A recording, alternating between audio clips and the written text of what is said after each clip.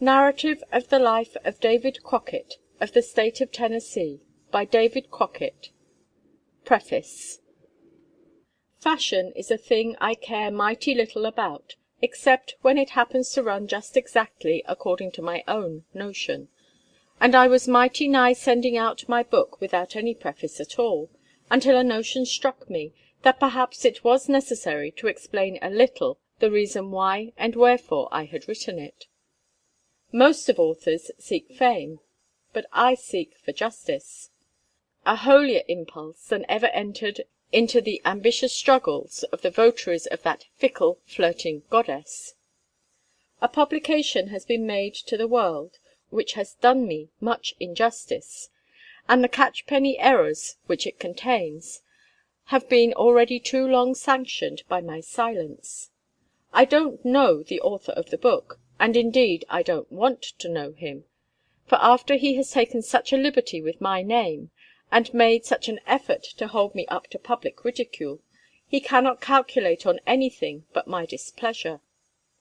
If he had been content to have written his opinions about me, however contemptuous they might have been, I should have had less reason to complain. But when he professes to give my narrative, as he often does, in my own language, and then puts into my mouth such language as would disgrace even an outlandish African, he must himself be sensible of the injustice he has done me, and the trick he has played off on the public. I have met with hundreds, if not with thousands of people, who have formed their opinions of my appearance, habits, language, and everything else from that deceptive work. They have almost in every instance expressed the most profound astonishment at finding me in human shape, and with the countenance, appearance, and common feelings of a human being. It is to correct all these false notions, and to do justice to myself, that I have written. It is certain that the writer of the book alluded to has gathered up many imperfect scraps of information concerning me, as in parts of his work there is some little semblance of truth. But I ask him, if this notice should ever reach his eye, how would he have liked it if I have treated him so? If I had put together such a bundle of ridiculous stuff, and headed it with his name, and sent it out upon the world without ever even condescending to ask his permission? To these questions all upright men must give the same answer. It was wrong, and the desire to make money by it is no apology for such injustice to a fellow man. But I let him pass, as my wish is greatly more to vindicate myself than to condemn him. In the following pages I have endeavoured to give the reader a plain, honest, homespun account of my state in life, and some few of the difficulties which have attended me along its journey, down to this time. I am perfectly aware that I have related many small, and, as I fear, uninteresting circumstances, but if so, my apology is, that it was rendered necessary by a desire to link the different periods of my life together, as they have passed, from my childhood onward, and thereby to enable the reader to select such parts of it as he may relish most, if, indeed, there is anything in it which may suit his palate. I have also been operated on by another consideration. It is this: I know that, obscure as I am, my name is making a considerable deal of fuss in the world. I can't tell why it is, nor in what it is to end. Go where I will, everybody seems anxious to get a peep at me, and it would be hard to tell which would have the advantage, if I, and the Government, and Black Hawk, and a great eternal big caravan of wild varmints, were all to be showed at the same time in 4 different parts of any of the big cities in the nation. I am not so sure that I shouldn't get the most custom of any of the crew. There must therefore be something in me, or about me, that attracts attention, which is even mysterious to myself. I can't understand it, and I therefore put all the facts down, leaving the reader free to take his choice of them. On the subject of my style, it is bad enough, in all conscience, to please critics, if that is what they are after. They are a sort of vermin, though, that I shan't even so much as stop to brush off.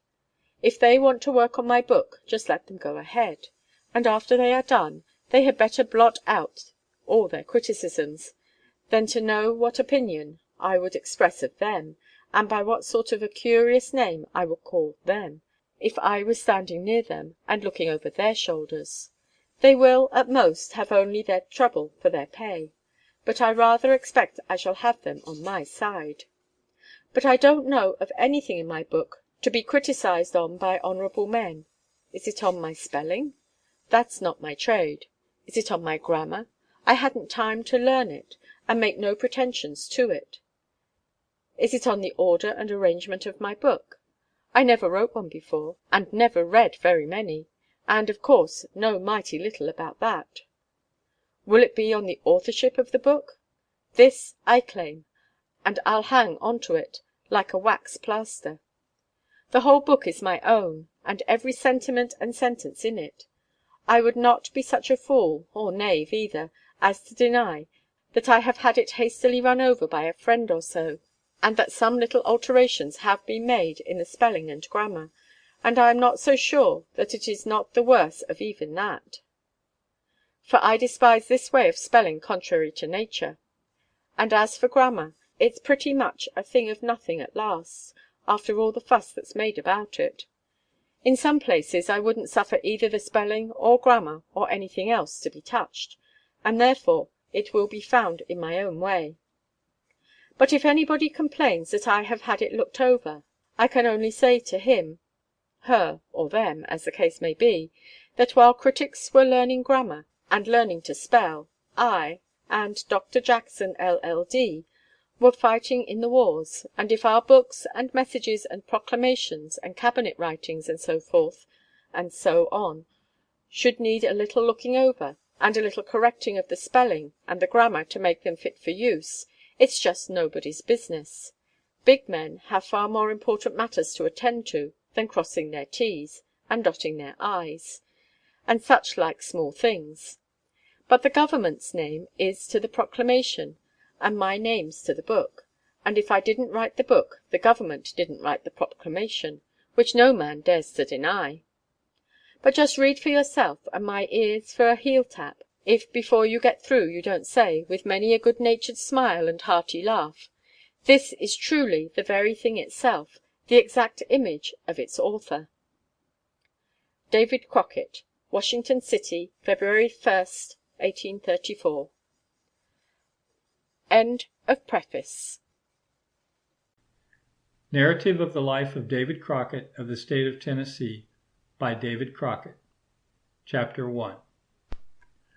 As the public seem to feel some interest in the history of an individual, so humble as I am, and as that history can be so well known to no person living as to myself, I have, after so long a time, and under many pressing solicitations from my friends and acquaintances, at last determined to put my own hand to it and lay before the world a narrative on which they may at least rely as being true.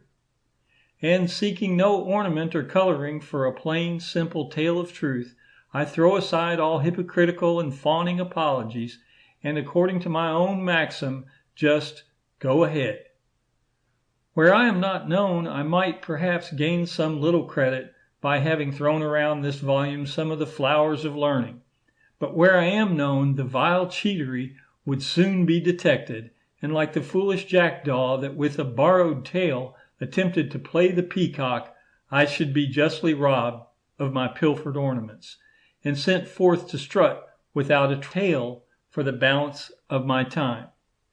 I shall commence my book with what little I have learned of the history of my father, as all great men rest many, if not most, of their hopes on their noble ancestry. Mine was poor, but I hope honest, and even that is as much as many a man can say. But to my subject. My father's name was John Crockett, and he was of Irish descent. He was either born in Ireland or on a passage from that country to America across the Atlantic. He was by profession a farmer, and spent the early part of his life in the state of Pennsylvania. The name of my mother was Rebecca Hawkins.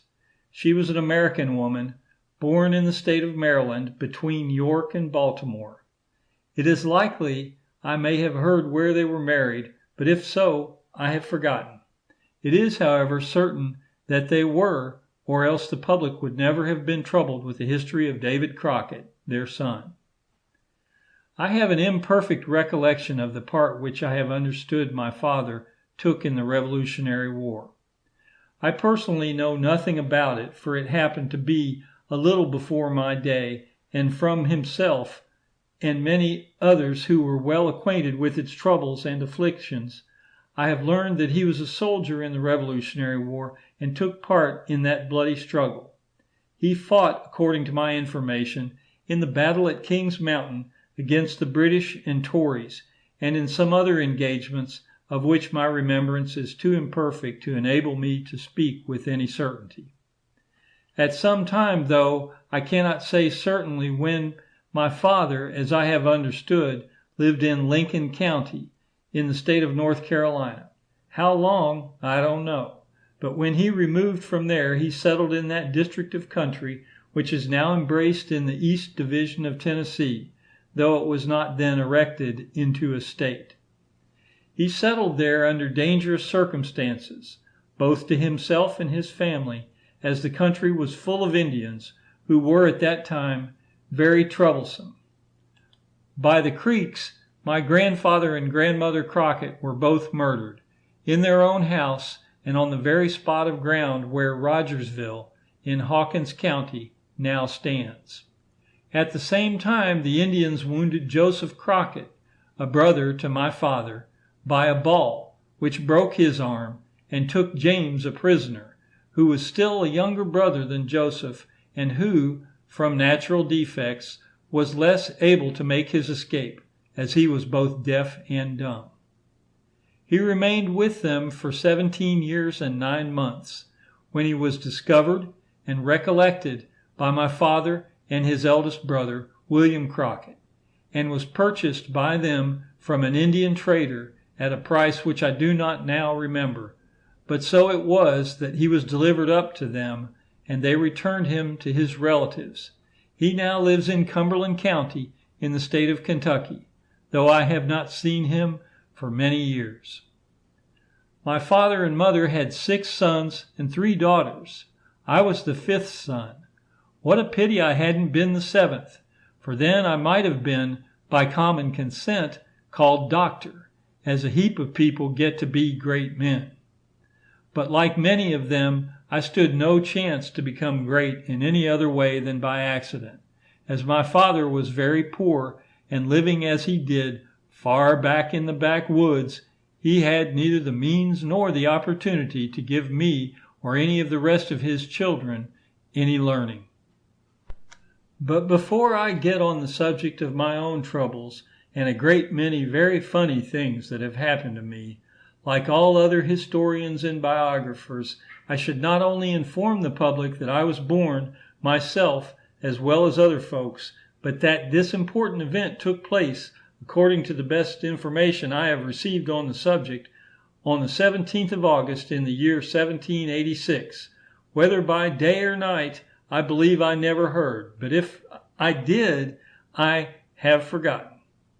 I suppose, however, it is not very material to my present purpose, nor to the world, as the more important fact is well attested that I was born, and indeed it might be inferred from my present size and appearance that I was pretty well born, though I have never yet attached myself to that numerous and worthy society.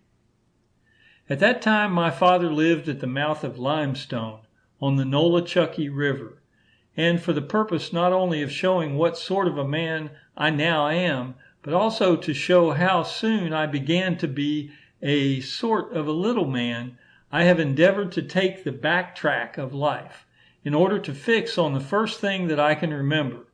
But even then, as now, so many things were happening that, as Major Jack Downing would say, they are all in a pretty considerable of a snarl, and I find it kinder hard to fix on that thing among them all which really happened first.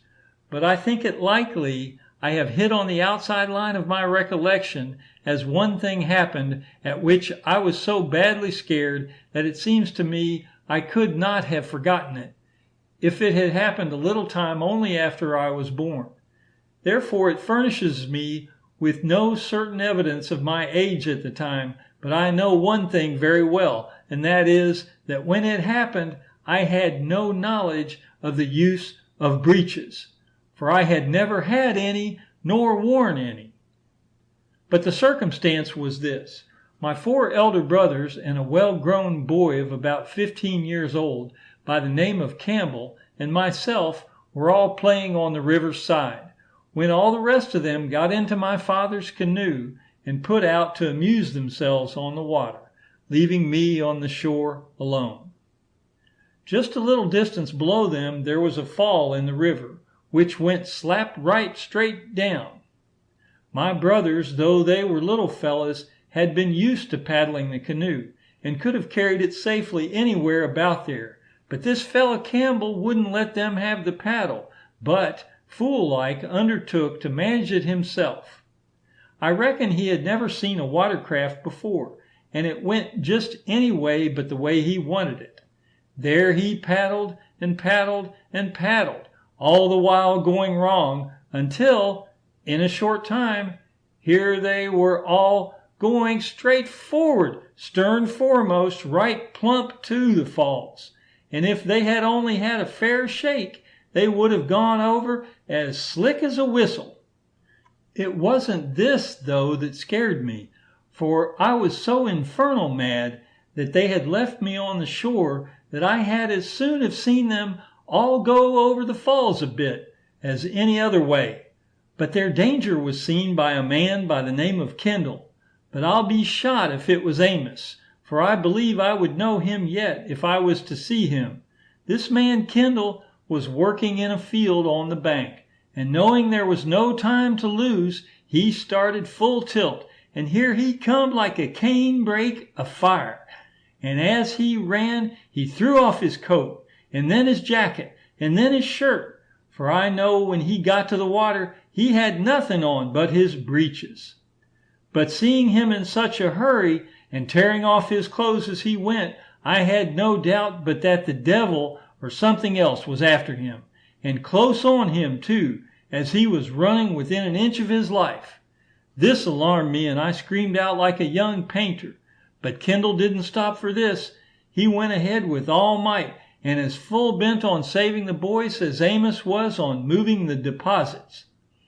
When he came to the water, he plunged in, and where it was too deep to wade, he would swim, and where it was shallow enough, he went bolting on, and by such exertion as I never saw at any other time in my life, he reached the canoe when it was within 20 or 30 feet of the falls, and so great was the suck, and so swift the current, that poor Kendall had a hard time of it to stop them at last, as Amos will to stop the mouths of the people about his stock jobbing. But he hung on to the canoe till he got it stopped, and then drawed it out of danger. When they got out, I found the boys were more scared than I had been, and the only thing that comforted me was the belief that it was a punishment on them for leaving me on shore. Shortly after this, my father removed and settled in the same county, about 10 miles above Greenville. There, another circumstance happened, which made a lasting impression on my memory, though I was but a small child. Joseph Hawkins, who was a brother to my mother, was in the woods hunting for deer. He was passing near a thicket of brush in which one of our neighbors was gathering some grapes, as it was in the fall of the year and the grape season. The body of the man was hid by the brush, and it was only as he would raise his hand to pull the bunches that any part of him could be seen. It was a likely place for deer, and my uncle, having no suspicion that it was any human being, but supposing the raising of the hand to be the occasional twitch of a deer's ear, fired at the lump, and as the devil would have it, unfortunately shot the man through the body. I saw my father draw a silk handkerchief through the bullet hole, and entirely through his body. Yet after a while he got well, as little as anyone would have thought it. What became of him, or whether he is dead or alive, I don't know, but I reckon he didn't fancy the business of gathering grapes in an out-of-the-way thicket soon again. The next move my father made was to the mouth of Cove Creek, where he and a man by the name of Thomas Galbraith undertook to build a mill in partnership. They went on very well with their work until it was nigh done, when there came the second epistle to Noah's Fresh, and away went their mill, shot, lock, and barrel. I remember the water rose so high that it got up into the house we lived in, and my father moved us out of it to keep us from being drowned. I was now about 7 or 8 years old and have a pretty distinct recollection of everything that was going on, from his bad luck in that business and being ready to wash out from mill building. My father again removed, and this time settled in Jefferson County, now in the state of Tennessee, where he opened a tavern on the road from Abingdon to Knoxville. His tavern was on a small scale, as he was poor, and the principal accommodations which he kept were for the wagoners who traveled the road. Here I remained with him until I was 12 years old, and about that time you may guess, if you belong to Yankee land, or reckon, if like me you belong to the backwoods, that I began to make up my acquaintance with hard times, and a plenty of them. An old Dutchman by the name Jacob Seiler, who was moving from Knox County to Rockbridge in the state of Virginia, in passing made a stop at my father's house. He had a large stock of cattle that he was carrying on with him, and I suppose made some proposition to my father to hire someone to assist him. Being hard run every way, and having no thought, as I believe, that I was cut out for a congressman or the like, young as I was, and as little as I knew about traveling, or being from home, he hired me to the old Dutchman to go 400 miles on foot with a perfect stranger that I never had seen until the evening before. I set out with a heavy heart, it is true, but I went ahead until we arrived at the place, which was 3 miles from what is called the Natural Bridge, and made a stop at the house of a Mr. Hartley, who was father-in-law to Mr. Seiler, who had hired me. My Dutch master was very kind to me and gave me $5 or $6, being pleased, as he said, with my services. This, however, I think was a bait for me, as he persuaded me to stay with him and not return any more to my father. I had been taught so many lessons of obedience by my father that I at first supposed I was bound to obey this man, or at least I was afraid openly to disobey him, and I therefore stayed with him and tried to put on a look of perfect contentment until I got the family all to believe I was fully satisfied. I had been there about 4 or 5 weeks when one day myself and 2 other boys were playing on the roadside some distance from the house. There came along 3 wagons. One belonged to an old man by the name of Dunn, and the others to 2 of his sons. They had each of them a good team and were all bound for Knoxville. They had been in the habit of stopping at my father's as they passed the road, and I knew them. I made myself known to the old gentleman and informed him of my situation. I expressed a wish to get back to my father and mother if they could fix any plan for me to do so. They told me that they would stay that night at a tavern 7 miles from there, and that if I could get to them before day the next morning, they would take me home, and if I was pursued, they would protect me. This was a Sunday evening. I went back to the good old Dutchman's house, and as good fortune would have it, he and the family were out on a visit. I gathered my clothes and what little money I had and put them all together under the head of my bed. I went to bed early that night, but sleep seemed to be a stranger to me, for though I was a wild boy, yet I dearly loved my father and mother, and their images appeared to be so deeply fixed in my mind that I could not sleep for thinking of them. and then the fear that when I should attempt to go out, I should be discovered and called to a halt, filled me with anxiety, and between my childish love of home, on the one hand, and the fears of which I have spoken, on the other, I felt mighty queer. But so it was about 3 hours before day in the morning, I got up to make my start. When I got out, I found it was snowing fast, and that the snow was then on the ground about 8 inches deep.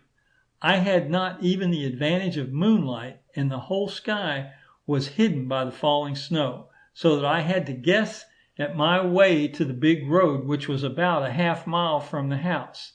I, however, pursued ahead and soon got to it, and then pursued it in the direction to the wagons.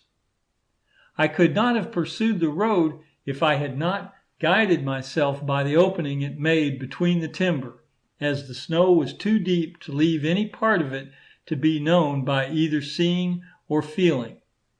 Before I overtook the wagons, the earth was covered about as deep as my knees, and my tracks filled so briskly after me that by daylight my Dutch master could have seen no trace which I left.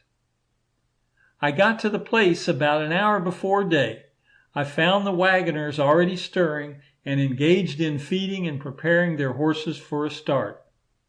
Mr. Dunn took me in and treated me with great kindness. My heart was more deeply impressed by meeting with such a friend and at such a time, than by waiting the snowstorm by night or all the other sufferings which my mind had endured. I warmed myself by the fire, for I was very cold, and after an early breakfast, we set out on our journey. The thoughts of home now began to take the entire possession of my mind, and I almost numbered the sluggish turns of the wheels, and much more certainly the miles of our travel, which appeared to me to count mighty slow. I continued with my kind protectors until we got to the house of a Mr. John Cole on Roanoke, when my impatience became so great that I determined to set out on foot and go ahead by myself, as I could travel twice as fast in that way as the wagons could. Mr. Dunn seemed very sorry to part with me, and used many arguments to prevent me from leaving him. But home, poor as it was, again rushed on my memory, and it seemed 10 times as dear to me as it ever had before. The reason was that my parents were there, and all that I had been accustomed to in the hours of childhood and infancy was there, and there my anxious little heart panted also to be. We remained at Mr. Cole's that night, and early in the morning I felt I couldn't stay, so taking leave of my friends, the wagoners, I went forward on foot, until I was fortunately overtaken by a gentleman who was returning from market, to which he had been with a drove of horses. He had a led horse with a bridle and saddle on him, and he kindly offered to let me get on his horse and ride him. I did so, and was glad of the chance, for I was tired, and was, moreover, near the first crossing of Roanoke, which I would have been compelled to wade, cold as the water was, if I had not fortunately met this good man. I traveled with him in this way without anything turning up worth recording until we got within 15 miles of my father's house. There we parted, and he went on to Kentucky, and I trudged on homeward, which place I reached that evening. The name of this kind gentleman I have entirely forgotten, and I'm sorry for it deserves a high place in my little book. A remembrance of his kindness to a little straggling boy and a stranger to him has, however, a resting place in my heart, and there it will remain as long as I live. End of Chapter 1. Chapter 2 of Narrative of the Life of David Crockett of the State of Tennessee by David Crockett. Having gotten home, as I have just related, I remained with my father until the next fall, at which time he took it into his head to send me to a little country school, which was kept in the neighborhood by a man whose name was Benjamin Kitchen, though I believe he was no way connected with the cabinet. I went 4 days and had just began to learn my letters a little when I had an unfortunate falling out with one of the scholars, a boy much larger and older than myself. I knew well enough that though the schoolhouse might do for a still hunt, it wouldn't do for a drive, and so I concluded to wait until I could get him out, and then I was determined to give him salt and vinegar. I waited till in the evening, and when the larger scholars were spelling, I slipped out, and going some distance along his road, I laid by the wayside in the bushes, waiting for him to come along. After a while he and his company came on sure enough, and I pitched out from the bushes and set on him like a wildcat. I scratched his face all to a flitter jig, and soon made him cry out for quarters in good earnest. The fight being over, I went on home, and the next morning was started again to school. But do you think I went? No, indeed. I was very clear of it, for I expected the master would lick me up as bad as I had the boy. So, instead of going to the schoolhouse, I laid out in the woods all day until in the evening the scholars were dismissed, and my brothers, who were also going to school, came along, returning home. I wanted to conceal this whole business from my father, and I therefore persuaded them not to tell on me, which they agreed to.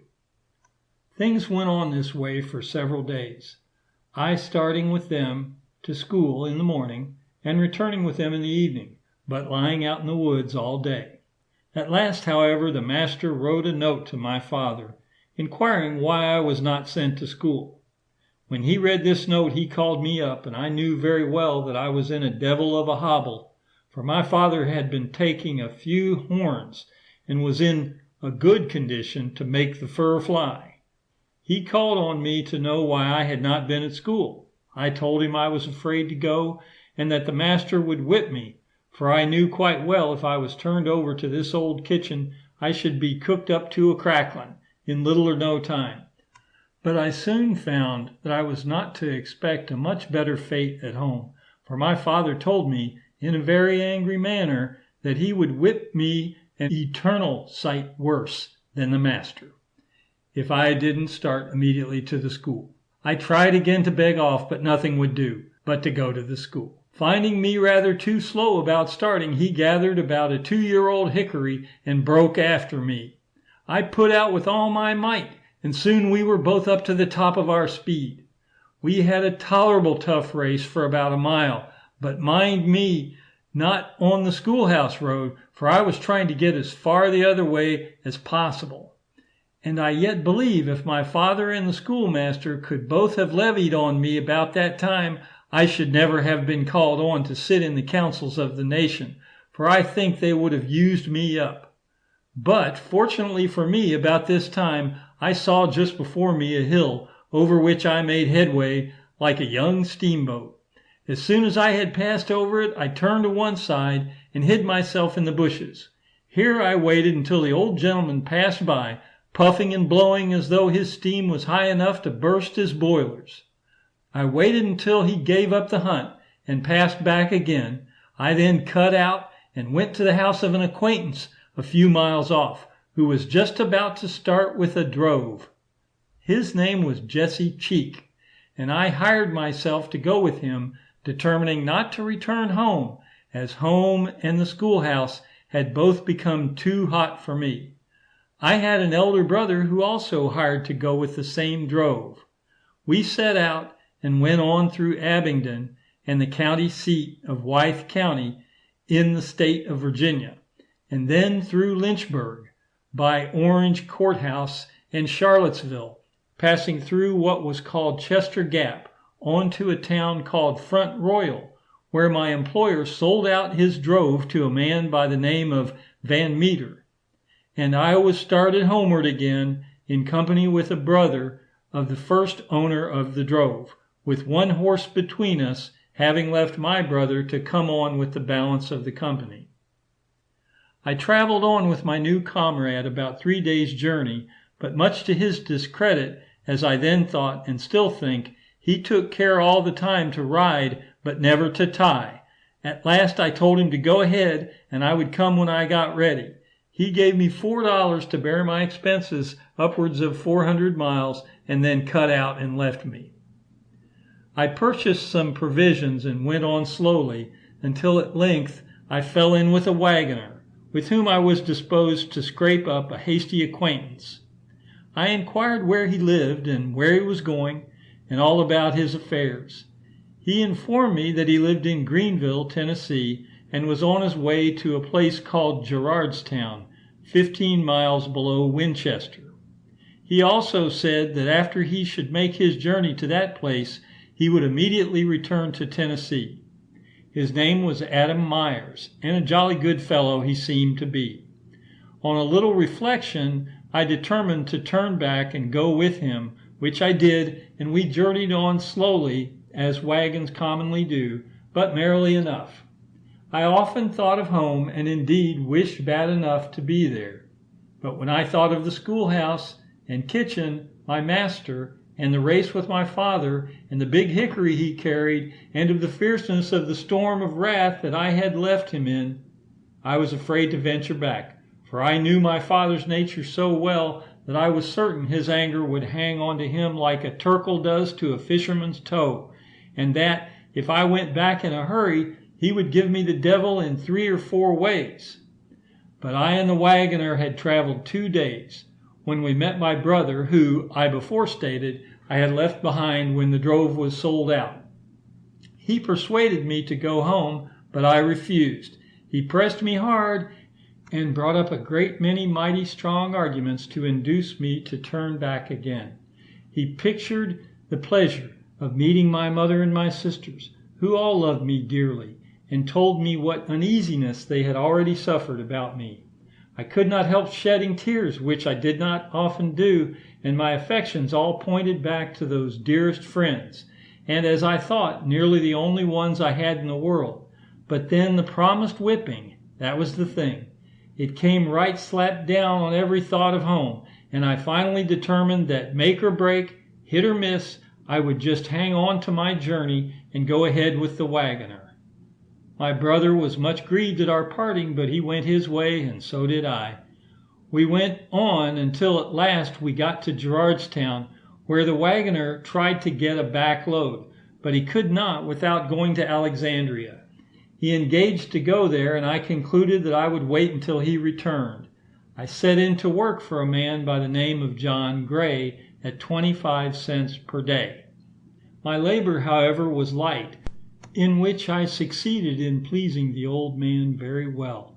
I continued working for him until the wagoner got back, and for a good long time afterwards, as he continued to run his team back and forth, hauling to and from Baltimore.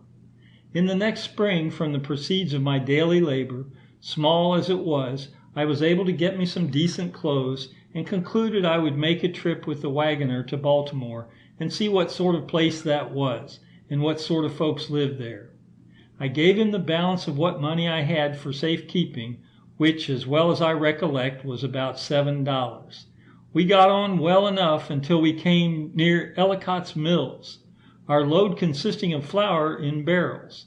Here I got into the wagon for the purpose of changing my clothing, not thinking that I was in any danger, but while I was in there we were met by some wheelbarrow men who were working on the road, and the horses took a scare, and away they went like they had seen a ghost. They made a sudden wheel around and broke the wagon tongue slap short off as a pipe stem, and snap went both of the axle trees at the same time, and of all the devilish flouncing about of flour barrels that ever was seen. I reckon this took the beat. Even a rat would have stood a bad chance in a straight race among them, and not much better in a crooked one, for he would have been in a good way to be ground up as fine as ginger by their rolling over him. But this proved to me that if a fellow is born to be hung, he will never be drowned, and further, that if he is born for a seat in Congress, even flour barrels can't make a mash of him. All these dangers I escaped unhurt, though, like most of the office holders of these times, for a while I was afraid to say my soul was my own, for I didn't know how soon I should be knocked into a cocked hat and get my walking papers for another country. We put our load into another wagon and hauled ours to a workman's shop in Baltimore, having delivered the flour, and there we intended to remain 2 or 3 days, which time was necessary to repair the runaway wagon. While I was there, I went one day down to the wharf, and was much delighted to see the big ships and their sails all flying, for I had never seen any such things before, and indeed I didn't believe there were any such things in all nature. After a short time, my curiosity induced me to step aboard of one, where I was met by the captain, who asked me if I didn't wish to take a voyage to London. I told him I did, for by this time I had become pretty well weaned from home, and I cared but little where I was, or where I went, or what became of me. He said he wanted just such a boy as I was, which I was glad to hear. I told him I would go and get my clothes and go with him. He inquired about my parents, where they lived, and all about them. I let him know that they lived in Tennessee, many hundred miles off. We soon agreed about my intended voyage, and I went back to my friend, the wagoner, and informed him that I was going to London and wanted my money and my clothes. He refused to let me have either, and swore that he would confine me and take me back to Tennessee. I took it to heart very much, but he kept so close and constant a watch over me that I found it impossible to escape from him until he had started homeward and made several days' journey on the road. He was during this time very ill to me, and threatened me with his wagon whip on several occasions. At length I resolved to leave him at all hazards, and so before day one morning I got my clothes out of his wagon and cut out on foot without a farthing of money to bear my expenses. For all other friends having failed, I determined then to throw myself on Providence and see how that would use me. I had gone, however, only a few miles when I came up with another wagoner, and such was my situation that I felt more than ever the necessity of endeavoring to find a friend. I therefore concluded I would seek for one in him. He was going westwardly, and very kindly inquired of me where I was traveling. My youthful resolution, which had brooked almost everything else, rather gave way at this inquiry, for it brought the loneliness of my situation, and everything else that was calculated to oppress me, directly to view. My first answer to his question was in a sprinkle of tears, for if the world had been given to me, I could not at that moment have helped crying, as soon as the storm of feeling was over. I told him how I had been treated by the wagoner but a little before, who kept what little money I had, and left me without a copper to buy even a morsel of food. He became exceedingly angry, and swore that he would make the other wagoner give up my money, pronouncing him a scoundrel and many other hard names. I told him I was afraid to see him, for he had threatened me with his wagon whip, and I believed he would injure me. But my new friend was a very large, stout-looking man, and as resolute as a tiger. He bid me not to be afraid, still swearing he would have my money or whip it out of the wretch who had it. We turned and went back about 2 miles, when we reached the place where he was. I went reluctantly, but I depended on my friend for protection. When we got there, I had but little to say, but approaching the wagoner, my friend said to him, "You damned rascal, you have treated this boy badly." To which he replied, "It was my fault." He was then asked if he did not get $7 of my money, which he confessed. It was then demanded of him, but he declared most solemnly that he had not that amount in the world, that he had spent my money and intended paying it back to me when we got to Tennessee. I then felt reconciled and persuaded my friend to let him alone, and we returned to his wagon, geared up, and started. His name I shall never forget while my memory lasts. It was Henry Myers. He lived in Pennsylvania, and I found him what he professed to be, a faithful friend and a clever fellow. We traveled together for several days, but at length I concluded to endeavor to make my way homeward, and for that purpose set out again on foot and alone. But one thing I must not omit. The last night I stayed with Mr. Myers was at a place where several other wagoners also stayed. He told them before we parted that I was a poor little straggling boy, and how I had been treated, and that I was without money, though I had a long journey before me, through a land of strangers where it was not even a wilderness. They were good enough to contribute a sort of money purse and presented me with $3. On this amount I traveled as far as Montgomery Courthouse in the state of Virginia, where it gave out. I set in to work for a man by the name of James Caldwell a month for $5, which was about $1 a day. When this time was out, I bound myself to a man by the name of Elijah Griffith, by trade a hatter, agreeing to work for him 4 years. I remained with him about 18 months, when he found himself so involved in debt that he broke up and left the country. For this time I had received nothing and was, of course, left without money, and with but very few clothes, and them very indifferent ones. I, however, set in again and worked about as I could catch employment, until I got a little money and some clothing and once more cut out for home. When I reached New River at the mouth of a small stream called Little River, the whitecaps were flying so that I couldn't get anybody to attempt to put me across. I argued the case as well as I could, but they told me there was great danger of being capsized and drowned if I attempted to cross. I told them if I could get a canoe, I would venture, caps or no caps. They tried to persuade me out of it, but finding they could not, they agreed I might take a canoe, and so I did and put off. I tied my clothes to the rope of the canoe to have them safe, whatever might happen. But I found it a mighty ticklish business, I tell you, when I got out fairly on the river. I would have given the world, if it had belonged to me, to have been back on shore. But there was no time to lose now, so I just determined to do the best I could, and the devil take the hindmost.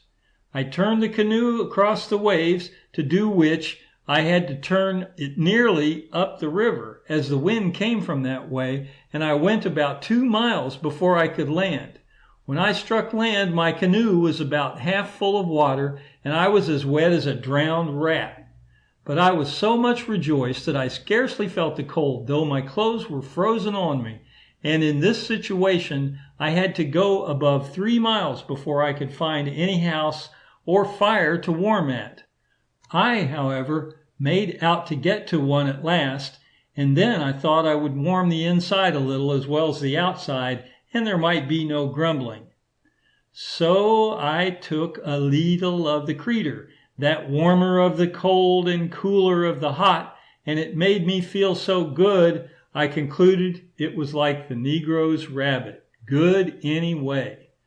I passed on until I arrived in Sullivan County, in the state of Tennessee, and there I met with my brother, who had gone with me when I started from home with the cattle drove.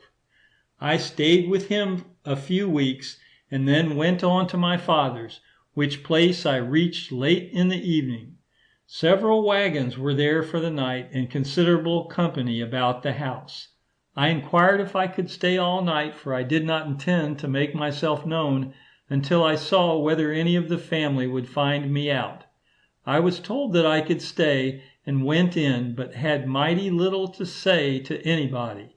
I had been gone so long and had grown so much that the family did not at first know me, and another, and perhaps a stronger reason, was they had no thought or expectation of me, for they all had long given me up for finally lost. After a while we were all called to supper. I went with the rest. We had sat down to the table and begun to eat when my eldest sister recollected me. She sprung up, ran and seized me around the neck, and exclaimed, "Here is my lost brother." My feelings at this time it would be vain and foolish for me to attempt to describe. I had often thought I felt before, and I suppose I had, but sure I never had felt as I then did. The joy of my sisters and my mother, and indeed of all the family, was such that it humbled me and made me sorry that I hadn't submitted to 100 whippings sooner than cause so much affliction as they had suffered on my account. I found the family had never heard a word of me from the time my brother left me. I was now almost 15 years old, and my increased age and size, together with the joy of my father, occasioned by my unexpected return, I was sure would secure me against my long-dreaded whipping. And so they did. But it will be a source of astonishment to many who reflect that I am now a member of the American Congress, the most enlightened body of men in the world, that at so advanced an age, the age of 15, I did not know the first letter in the book. End of chapter 2. Narrative of the Life of David Crockett, of the State of Tennessee, by David Crockett. Chapter 3. I had remained for some short time at home with my father, when he informed me that he owed a man, whose name was Abraham Wilson, the sum of $36, and that if I would set in and work out the note so as to lift it for him, he would discharge me from his service, and I might go free. I agreed to do this, and went immediately to the man who held my father's note, and contracted with him to work 6 months for it. I set in and worked with all my might, not losing a single day in the 6 months. When my time was out, I got my father's note, and then declined working with the man any longer, though he wanted to hire me mighty bad. Reason was, it was a place where a heap of bad company met to drink and gamble, and I wanted to get away from them, for I knowed very well if I stayed there I should get a bad name, as nobody could be respectable that would live there. I therefore returned to my father, and gave him up his paper, which seemed to please him mightily, for though he was poor, he was an honest man, and always tried mighty hard to pay off his debts. I next went to the house of an honest old Quaker by the name of John Kennedy, who had removed from North Carolina, and proposed to hire myself to him at 2 shillings a day. He agreed to take me a week on trial, at the end of which he appeared pleased with my work, and informed me that he held a note on my father for $40, and that he would give me that note if I would work for him 6 months. I was certain enough that I should never get any part of the note, but then I remembered it was my father that owed it, and I concluded it was my duty, as a child, to help him along, and ease his lot as much as I could. I told the Quaker I would take him up at his offer, and immediately went to work. I never visited my father's house during the whole time of this engagement, though he lived only 15 miles off. But when it was finished, and I had got the note, I borrowed one of my employer's horses, and on a Sunday evening went to pay my parents a visit. Some time after I got there, I pulled out the note and handed it to my father, who supposed Mr. Kennedy had sent it for collection. The old man looked mighty sorry, and said to me he had not the money to pay it, and didn't know what he should do. I then told him I had paid it for him, and it was then his own, that it was not presented for collection, but as a present from me. At this, he shed a heap of tears, and as soon as he got a little over it, he said he was sorry he couldn't give me anything, but he was not able. He was too poor. The next day I went back to my old friend, the Quaker, and set in to work for him for some clothes, for I had now worked a year without getting any money at all, and my clothes were nearly all worn out, and what few I had left were mighty indifferent. I worked in this way for about 2 months, and in that time a young woman from North Carolina, who was the Quaker's niece, came on a visit to his house. And now I am just getting on a part of my history that I know I never can forget. For though I have heard people talk about hard loving, yet I reckon no poor devil in this world was ever cursed with such hard love as mine has always been when it came on me.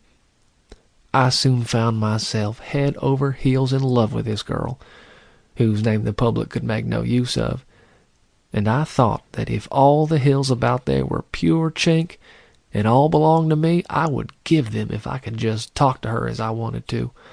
But I was afraid to begin, for when I would think of saying anything to her, my heart would begin to flutter like a duck in a puddle, and if I tried to outdo it and speak, it would get right smack up in my throat and choke me like a cold potato. It bore on my mind in this way, till at last I concluded I must die if I didn't broach the subject. And so I determined to begin and hang on to trying to speak till my heart would get out of my throat one way or t'other. And so one day at it I went. and after several trials I could say a little. I told her how well I loved her, that she was the darling object of my soul and body, and I must have her, or else I should pine down to nothing and just die away with the consumption. I found my talk was not disagreeable to her, but she was an honest girl and didn't want to deceive nobody. She told me she was engaged to her cousin, the son of the old Quaker. This news was worse to me than war, pestilence, or famine, but still I knowed I could not help myself. I saw quick enough my cake was dough, and I tried to cool off as fast as possible, but I had hardly safety pipes enough, as my love was so hot as mighty nigh to burst my boilers. But I didn't press my claims any more, seeing there was no chance to do anything.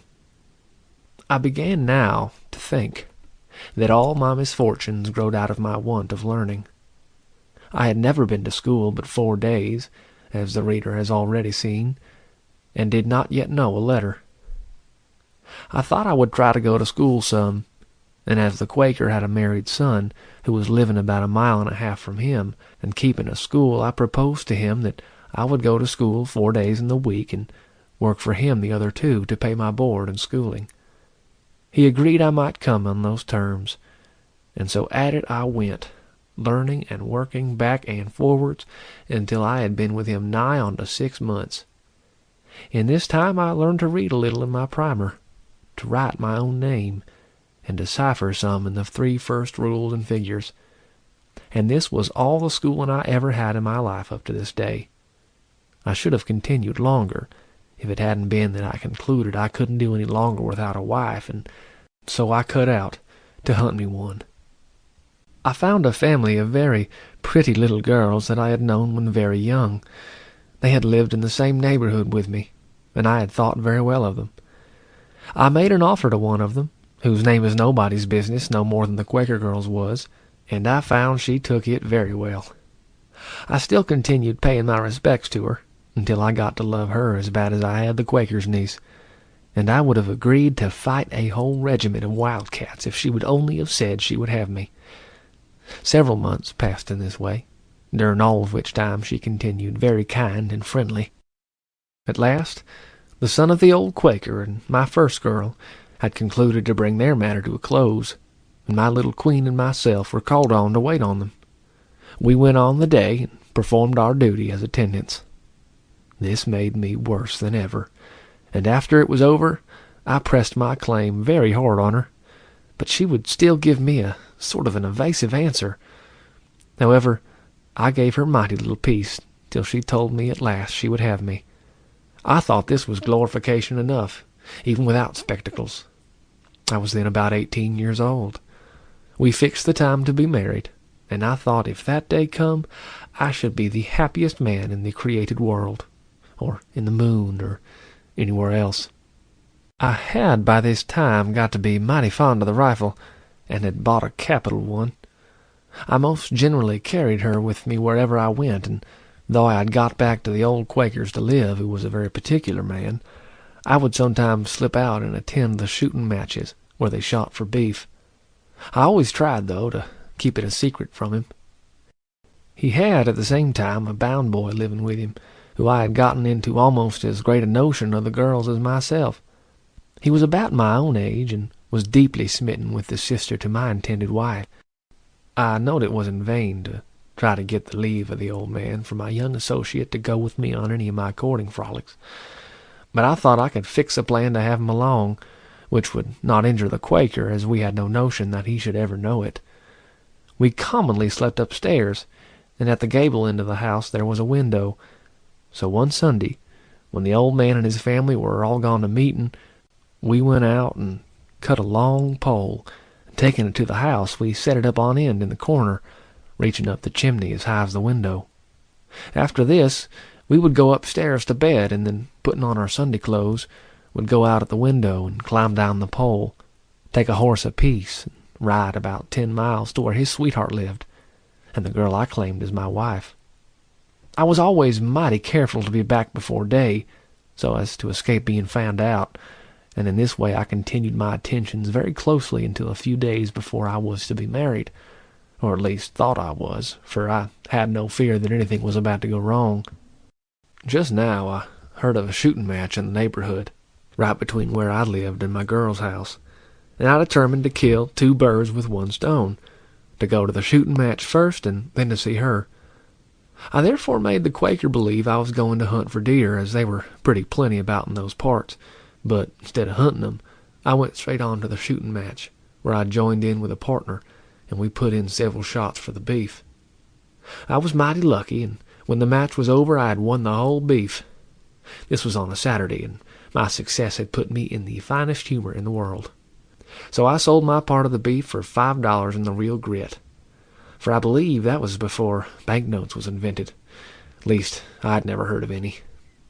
I now started on to ask for my wife, for though the next Thursday was our wedding day, I had never said a word to her parents about it.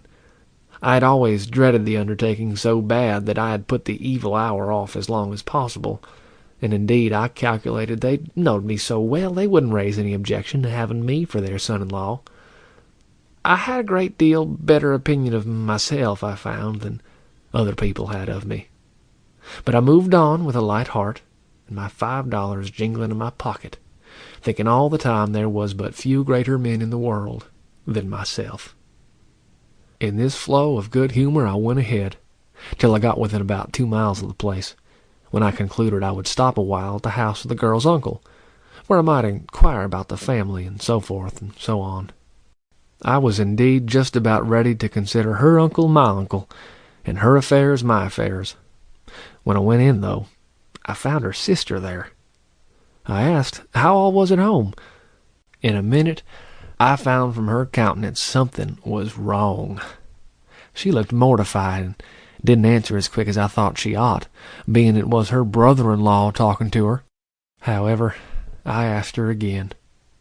She then burst into tears, and told me her sister was going to deceive me, and that she was to be married to another man the next day. This was as sudden to me as a clap of thunder of a bright, sunshiny day. It was the capstone of all the afflictions I had ever met with, and it seemed to me that it was more than any human creature could endure.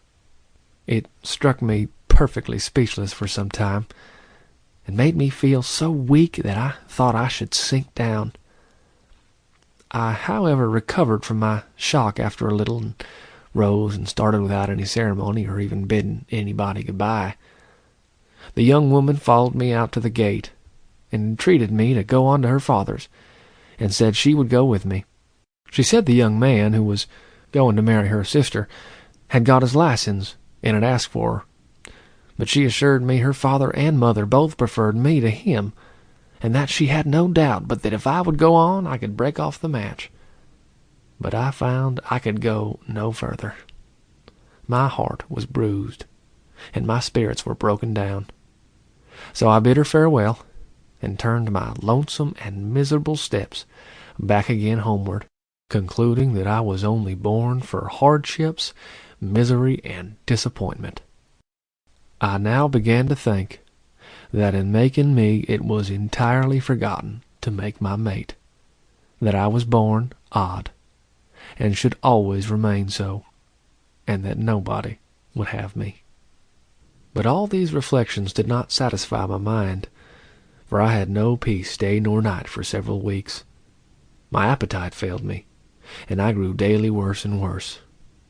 They all thought I was sick, and so I was, and it was the worst kind of sickness, a sickness of the heart and all the tender parts, produced by disappointed love.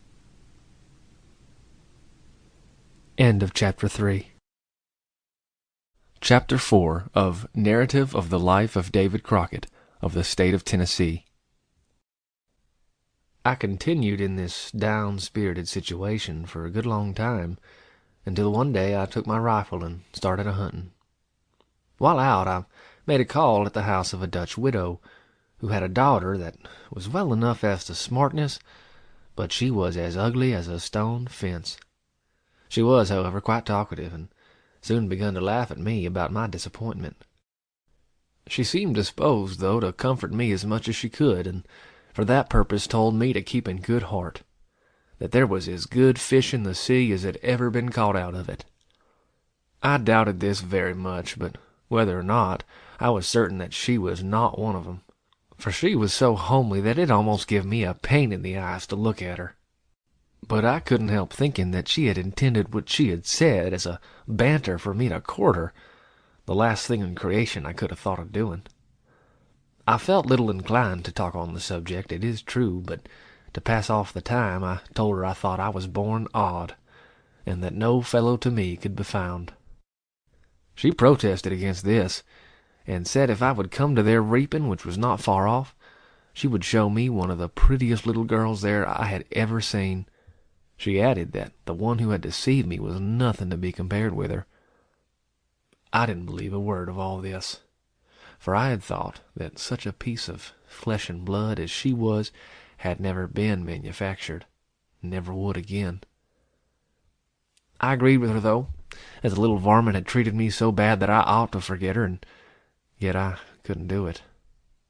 I concluded the best way to accomplish it was to cut it out again and see if I could find any other that would answer me. So I told the Dutch girl I would be at the reaping, and would bring as many as I could with me. I employed my time pretty generally in giving information of it, as far as I could, until the day came. And I then offered to work for my old friend, the Quaker, 2 days if he would let his bound boy go with me one to the reaping. He refused, and reproved me pretty considerable roughly for my proposition, and said if he was in my place, he wouldn't go, that there would be a great deal of bad company there, and that I had been so good a boy he would be sorry for me to get a bad name.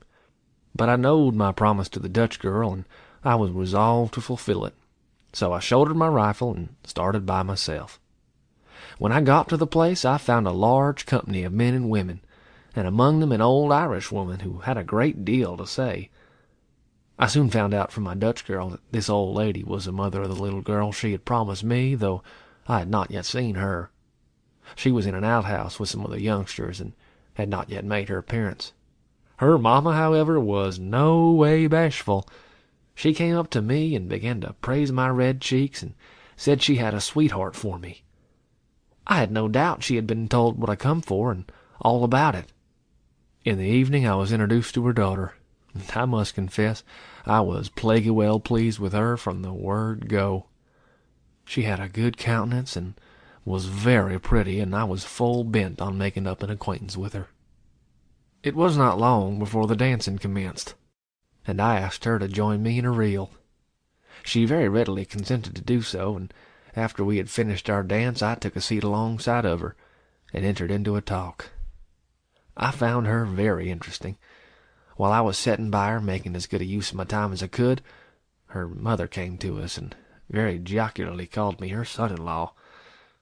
This rather confused me, but I looked on it as a joke of the old lady, and tried to turn it off as well as I could. But I took care to pay as much attention to her through the evening as I could. I went on the old saying of salting the cow to catch the calf. I soon become so much pleased with this little girl that I began to think the Dutch girl had told me the truth when she said there were still good fish in the sea. We continued our frolic till near day, when we joined in some plays calculated to amuse youngsters. I had not often spent a more agreeable night. In the morning, however, we all had to part, and I found my mind had become much better reconciled than it had been for a long time. I went home to the Quaker's, and made a bargain to work with his son for a low-priced horse. He was the first one I'd ever owned, and I was to work 6 months for him. I had been engaged very closely 5 or 6 weeks, when this little girl run in my mind so that I concluded I must go and see her, and find out what sort of people they were at home. I mounted my horse, and away I went to where she lived, and when I got there, I found her father a very clever old man, and the old woman as talkative as ever. She wanted badly to find out all about me, and as I thought, to see how I would do for her girl. I had not yet seen her about, and I began to feel some anxiety to know where she was. In a short time, however, my impatience was relieved, as she arrived at home from a meeting to which she had been.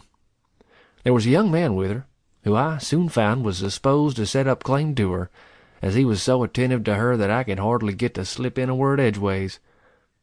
I began to think I was barking up the wrong tree again, but I was determined to stand up to my rack, fodder or no fodder. And so, to know her mind a little on the subject, I began to talk about starting, as I knowed she would then show some sign from which I could understand which way the wind blowed. It was then near night, and my distance was 15 miles home. At this, my little girl soon began to indicate to the other gentleman that his room would be the better part of his company. At length she left him, and came to me, and insisted mighty hard that I should not go that evening. And indeed, from all her actions and the attempt she made to get rid of him, I saw that she preferred me all holler. But it wasn't long before I found trouble enough in another quarter.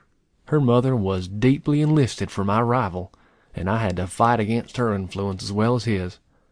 But the girl herself was the prize I was fighting for, and as she welcomed me, I was determined to lay siege to her, let what would happen. I commenced a close courtship, having cornered her from her old beau, while he set off looking on like a poor man at a country frolic, and all the time almost gritting his teeth with pure disappointment. But he didn't dare to attempt anything more, for now I had gotten a start, and I looked at him every once in a while as fierce as a wildcat. I stayed with her until Monday morning, and then I put out for home. It was about 2 weeks after this that I was sent for to engage in a wolf hunt, where a great number of men were to meet with their dogs and guns, and where the best sort of sport was expected. I went as large as life, but I had to hunt in strange woods and in a part of the country which was very thinly inhabited. While I was out, it clouded up, and I began to get scared, and in a little while I was so much so that I didn't know which way home was, nor anything about it. I set out the way I thought it was, but it turned out with me, as it always does with a lost man, I was wrong, and took exactly the contrary direction from the right one. And for the information of young hunters, I will just say in this place that whenever a fellow gets bad lost, the way home is just the way he don't think it is. This rule will hit 9 times out of 10. I went ahead, though, about 6 or 7 miles, when I found night was coming on fast. But at this distressing time, I saw a little woman streaking it along through the woods like all wrath. So I cut on too, for I was determined I wouldn't lose sight of her that night any more. I run on till she saw me, and she stopped, for she was as glad to see me as I was to see her, as she was lost as well as me. When I came up to her, who should she be but my little girl, that I had been paying my respects to. She had been out hunting her father's horses, and had missed her way, and had no knowledge where she was, or how far it was to any house, or what way would take us there. She had been traveling all day, and was mighty tired, and I would have taken her up and toted her, if it hadn't been that I wanted her just where I could see her all the time, for I thought she looked sweeter than sugar, and by this time I loved her almost well enough to eat her. At last I came to a path that I knowed must go somewhere, and so we followed it till we came to a house at about dark. Here we stayed all night. I sat up all night courting, and in the morning we parted.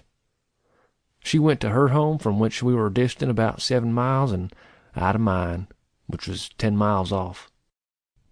I now turned in to work again, and it was about 4 weeks before I went back to see her.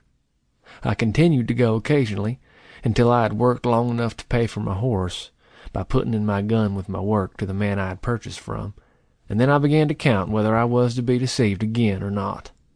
At our next meeting, we set the day for our wedding, and I went to my father's and made arrangements for an infare, and returned to ask her parents for her. When I got there, the old lady appeared to be mighty wrathy, and when I broached the subject, she looked at me as savage as a meat axe. The old man appeared quite willing, and treated me very clever, but I hadn't been there long before the old woman as good as ordered me out of her house.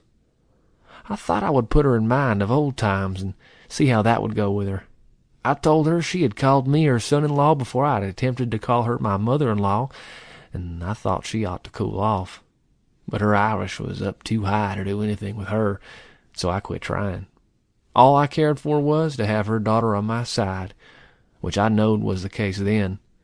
But how soon some other fellow might knock my nose out of joint again, I couldn't tell. I, however, felt rather insulted at the old lady, and I thought I wouldn't get married in her house. And so I told her girl that I would come the next Thursday and bring a horse, bridle, and saddle for her, and she must be ready to go. Her mother declared I shouldn't have her, but I knowed I should, if somebody else didn't get her before Thursday. I then started, bidding him good day, and went by the house of a justice of the peace, who lived on the way to my father's, and made a bargain with him to marry me. When Thursday came, all necessary arrangements were made at my father's to receive my wife, and so I took my eldest brother and his wife and another brother and a single sister that I had and 2 other young men with me, and cut out to her father's house to get her. We went on until we got within 2 miles of the place, where we met a large company that had heard of the wedding and were waiting. Some of that company went on with my brother and sister, and the young man I had picked out to wait on me. When they got there, they found the old lady as wrathy as ever. However, the old man filled their bottle, and the young men returned in a hurry. I then went on with my company, and when I arrived, I never pretended to dismount from my horse, but rode up to the door and asked the girl if she was ready, and she said she was. I then told her to light on the horse I was leading, and she did so. Her father, though, had gone out to the gate, and when I started, he commenced persuading me to stay and marry there, that he was entirely willing to the match, and that his wife, like most women, had entirely too much tongue, but that I oughtn't to mind her.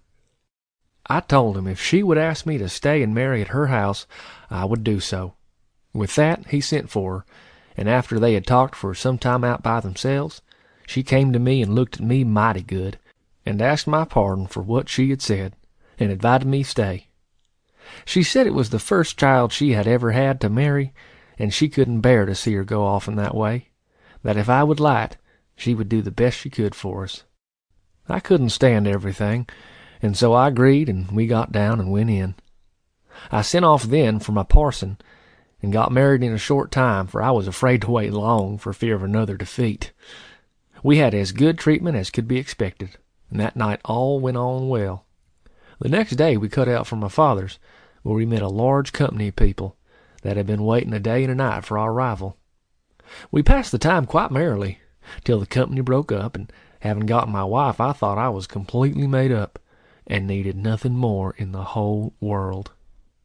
But I soon found this was all a mistake, for now having a wife, I wanted everything else, and worse than all, I had nothing to give for it.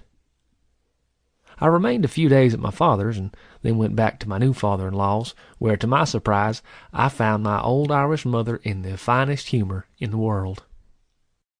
She gave us 2 likely cows and calves, which, though it was a small marriage portion, was still better than I'd expected, and indeed it was about all I ever got. I rented a small farm and cabin, and went to work, but I had much trouble to find out a plan to get anything to put in my house.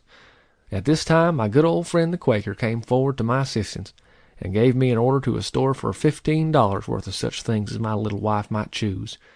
With this, we fixed up pretty grand, as we thought, and allowed to get on very well. My wife had a good wheel, and knowed exactly how to use it. She was also a good weaver, as most of the Irish are, whether men or women, and being very industrious with her wheel, she had little or no time of fine web of cloth, ready to make up, and she was good at that too, and at almost anything else that a woman could do. We worked on for some years, renting ground and paying high rent, until I found it wasn't the thing it was cracked up to be, and that I couldn't make a fortune at it just at all. So I concluded to quit it and cut out for some new country. In this time we had 2 sons, and I found I was better at increasing my family than my fortune. It was therefore the more necessary that I should hunt some better place to get along, and as I knowed I would have to move at some time, I thought it was better to do it before my family got too large, that I might have less to carry. The Duck and Elk River country was just beginning to settle, and I determined to try that. I had now 1 old horse and a couple of 2-year-old colts. They were both broke to the halter, and my father-in-law proposed that if I went, he would go with me and take 1 horse to help me move. So we all fixed up, and I packed my 2 colts with as many of my things as they could bear, and away we went across the mountains. We got on well enough, and arrived safely in Lincoln County, on the head of the Mulberry Fork of Elk River. I found this a very rich country, and so knew that game of different sorts was very plenty. It was here that I began to distinguish myself as a hunter, and to lay the foundation for all my future greatness. But mighty little did I know of what sort it was going to be.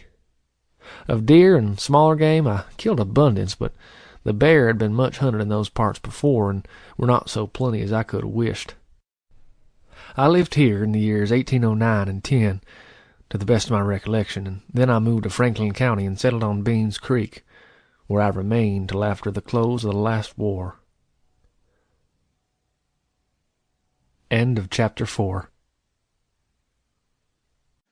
Chapter 5 of Narrative of the Life of David Crockett of the State of Tennessee by David Crockett. I was living 10 miles below Winchester when the Creek War commenced, and as military men are making so much fuss in the world at this time, I must give an account of the part I took in the defense of the country.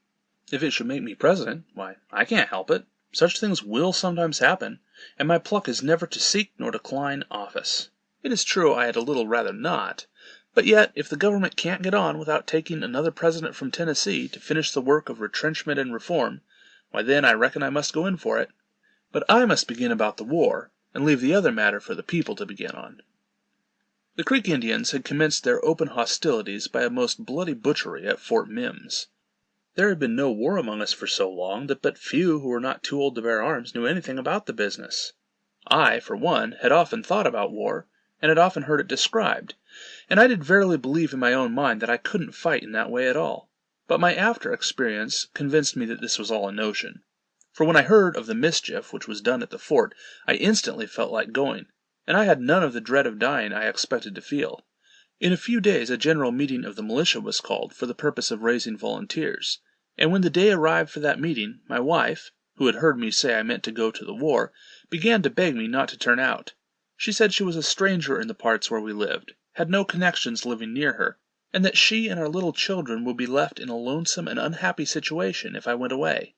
It was mighty hard to go against such arguments as these, but my countrymen had been murdered, and I knew that the next thing would be that the Indians would be scalping the women and children all about there if we didn't put a stop to it.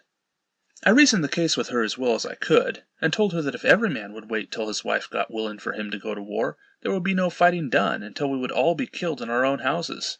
That I was as able to go as any man in the world, and that I believed it was a duty I owed to my country.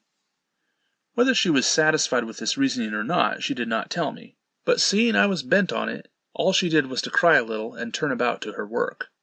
The truth is, my dander was up, and nothing but war could bring it right again. I went to Winchester, where the muster was to be, and a great many people had collected, for there was as much fuss among the people about the war as there is now about moving the depot sites. When the men were paraded, a lawyer by the name of Jones addressed us, and closed by turning out himself, and inquiring, at the same time, who among us felt like we could fight the Indians. This was the same Mr. Jones who afterwards served in Congress, from the state of Tennessee. He informed us he wished to raise a company, and that then the men should meet and elect their own officers. I believe I was about the second or third man that stepped out, but on marching up and down the regiment a few times, we found we had a large company. We volunteered for 60 days, as it was supposed our services would not be longer wanted. A day or two after this we met, and elected Mr. Jones our captain, and also elected our other officers. We then received orders to start on the next Monday week, before which time I had fixed as well as I could to go, and my wife had equipped me as well as she was able for the camp. The time arrived. I took a parting farewell of my wife and my little boys, mounted my horse, and set sail to join my company.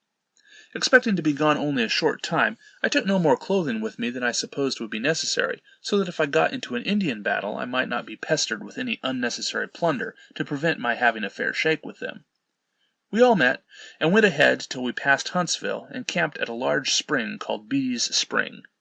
Here we stayed for several days, in which time the troops began to collect from all quarters. At last we mustered about 1,300 strong, all mounted volunteers, and all determined to fight, judging from myself, for I felt wolfish all over. I verily believe the whole army was of the real grit. Our captain didn't want any other sort, and to try them, he several times told his men that if any of them wanted to go back home, they might do so at any time before they were regularly mustered into the service. But he had the honor to command all his men from first to last, as not one of them left him. General Jackson had not yet left Nashville with his old foot volunteers that had gone with him to Natchez in 1812, the year before. While we remained at the spring, a Major Gibson came and wanted some volunteers to go with him across the Tennessee River and into the Creek Nation to find out the movements of the Indians. He came to my captain and asked for 2 of his best woodsmen and such as were best with a rifle. The captain pointed me out to him, and said that he would be security that I would go as far as the Major would himself, or any other man. I willingly engaged to go with him, and asked him to let me choose my own mate to go with me, which he said I might do. I chose a young man by the name of George Russell, a son of old Major Russell of Tennessee. I called him up, but Major Gibson said he thought he hadn't beard enough to please him. He wanted men and not boys. I must confess I was a little nettled at this, for I knowed George Russell, and I knowed there was no mistake in him, and I didn't think that courage ought to be measured by the beard, for fear a goat would have the preference over a man. I told the Major he was on the wrong scent, that Russell could go as far as he could, and I must have him along. He saw I was a little wrathy, and said I had the best chance of knowing, and agreed that it should be as I wanted it. He told us to be ready early in the morning for a start, and so we were. We took our camp equipage, mounted our horses, and 13 in number, including the Major, we cut out. We went on and crossed the Tennessee River at a place called Ditto's Landing, and then traveled about 7 miles further and took up camp for the night. Here a man by the name of John Haynes overtook us. He had been an Indian trader in that part of the nation, and was well acquainted with it. He went with us as a pilot.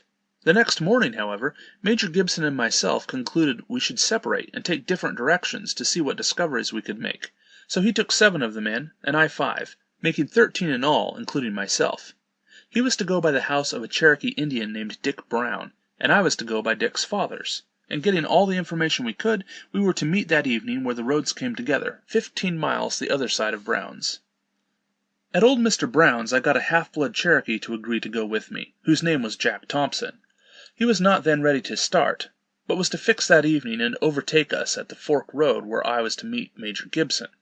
I knowed it wouldn't be safe to camp right at the road, and so I told Jack that when he got to the fork he must holler like an owl, and I would answer him in the same way, for I knowed it would be night before he got there.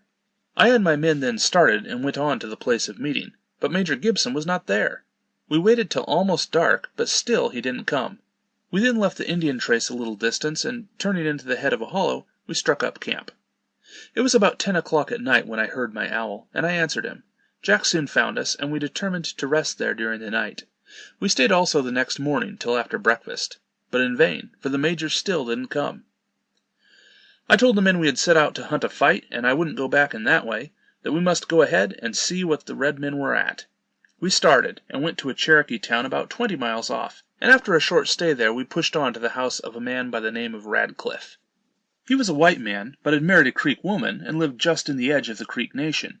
He had 2 sons, large, likely fellows, and a great deal of potatoes and corn, and indeed almost everything else to go on. So we fed our horses and got dinner with him, and seemed to be doing mighty well, but he was bad scared all the time. He told us there had been 10 painted warriors at his house only an hour before, and if we were discovered there they would kill us and his family with us. I replied to him that my business was to hunt for just such fellows as he had described, and I was determined not to go back until I had done it. Our dinner being over, we saddled up our horses and made ready to start, but some of my small company, I found, were disposed to return. I told them if we were to go back then, we should never hear the last of it, and I was determined to go ahead.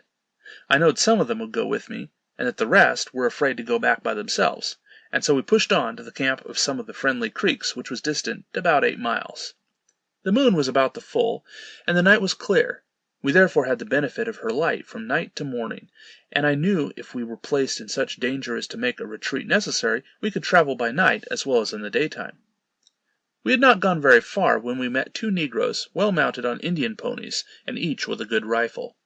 They had been taken from their owners by the Indians, and were running away from them and trying to get back to their masters again. They were brothers, both very large and likely, and could talk Indian as well as English. One of them I sent on to Ditto's Landing, the other I took back with me. It was after dark when we got to the camp, where we found about 40 men, women, and children. They had bows and arrows, and I turned into shooting with their boys by a pine light. In this way we amused ourselves very well for a while. But at last the negro, who had been talking to the Indians, came to me and told me they were very much alarmed, for the Red Sticks, as they called the war party of the Creeks, would come and find us there, and if so, we should all be killed. I directed him to tell them that I would watch, and if one would come that night I would carry the skin of his head home to make me a moccasin. When he made this communication, the Indians laughed aloud. At about 10 o'clock at night we all concluded to try to sleep a little, but that our horses might be ready for use, as the treasurer said of the drafts on the United States Bank, on certain contingencies, we tied them up with our saddles on them and everything to our hand, if in the night our quarters should get uncomfortable. We lay down with our guns in our arms, and I had just gotten into a dose of sleep when I heard the sharpest scream that ever escaped the throat of a human creature. It was more like a wrathy painter than anything else. The negro understood it, and he sprang to me, for though I heard the noise well enough, yet I wasn't wide awake enough to get up. So the negro caught me and said the Red Sticks was coming. I rose quicker then, and asked what was the matter. Our negro had gone and talked with the Indian who had just fetched the scream, as he came into camp, and learned from him that the war party had been crossing the Coosa River all day at the 10 Islands, and were going on to meet Jackson, and this Indian had come as a runner. This news very much alarmed the friendly Indians in camp, and they were all off in a few minutes. I felt bound to make this intelligence known as soon as possible to the army we had left at the landing, and so we all mounted our horses and put out in a long lope to make our way back to that place. We were about 65 miles off. We went on to the same Cherokee town we had visited on our way out, having first called at Radcliffe's, who was off with his family, and at the town we found large fires burning, but not a single Indian was to be seen. They were all gone. These circumstances were calculated to lay our dander a little, as it appeared we must be in great danger, though we could easily have licked any force, if not more than 5 to 1. But we expected the whole nation would be on us, and against such fearful odds we were not so rampant for a fight. We therefore stayed only a short time in the light of the fires about the town, preferring the light of the moon and the shade of the woods. We pushed on till we got again to old Mr. Brown's, which was still about 30 miles from where we had left the main army. When we got there, the chickens were just at the first crowing for day. We fed our horses, got a morsel to eat ourselves, and again cut out. About 10 o'clock in the morning we reached the camp, and I reported to Colonel Coffee the news. He didn't seem to mind my report a bit, and this raised my dander higher than ever, but I knowed I had to be on my best behavior, and so I kept it all to myself, though I was so mad I was burning inside like a tar kiln, and I wonder that the smoke hadn't been pouring out of me at all points. Major Gibson hadn't yet returned, and we all began to think he was killed, and that night they put out a double guard. The next day the Major got in, and brought a worse tale than I had, though he stated the same facts so far as I went. This seemed to put our colonel all in a fidget, and it convinced me clearly of one of the hateful ways of the world. When I made my report, it wasn't believed, because I was no officer. I was no great man, but just a poor soldier. But when the same thing was reported by Major Gibson, why then it was all as true as preaching, and the colonel believed it every word. He therefore ordered breastworks to be thrown up, near a quarter of a mile long, and sent an express to Fayetteville, where General Jackson and his troops was, requesting them to push on like the very mischief, for fear we should all be cooked up to a cracklin' before they could get there. Old Hickory Face made a forced march on getting the news, and on the next day he and his men got into camp, with their feet all blistered from the effects of their swift journey. The volunteers, therefore, stood guard altogether to let them rest. End of Chapter 5. Chapter 6 of Narrative of the Life of David Crockett of the State of Tennessee. About 800 of the volunteers, and of that number I was one, were now sent back, crossing the Tennessee River and on through Huntsville, so as to cross the river again at another place, and to get on the Indians in another direction. After we passed Huntsville, we struck on the river at the Muscle Shoals, and at a place on them called Melton's Bluff. This river is here about 2 miles wide, and a rough bottom, so much so indeed in many places as to be dangerous, and in fording it this time we left several of the horses belonging to our men, with their feet fast in the crevices of the rocks. The men whose horses were thus left went ahead on foot. We pushed on till we got to what was called the Black Warriors' Town, which stood near the very spot where Tuscaloosa now stands, which is the seat of government for the state of Alabama. This Indian town was a large one, but when we arrived we found the Indians had all left it. There was a large field of corn standing out, and a pretty good supply in some cribs. There was also a fine quantity of dried beans, which were very acceptable to us, and without delay we secured them, as well as the corn, and then burned the town to ashes, after which we left the place. In the field where we gathered the corn, we saw plenty of fresh Indian tracks, and we had no doubt they had been scared off by our arrival. We then went on to meet the main army at the Fork Road, where I was first to have met Major Gibson. We got that evening as far back as the encampment we had made the night before we reached the Black Warriors' town, which we had just destroyed. The next day we were entirely out of meat. I went to Colonel Coffee, who was then in command of us, and asked his leave to hunt as we marched. He gave me leave, but told me to take mighty good care of myself. I turned aside to hunt, and had not gone far when I found a deer that had just been killed and skinned, and his flesh was still warm and smoking.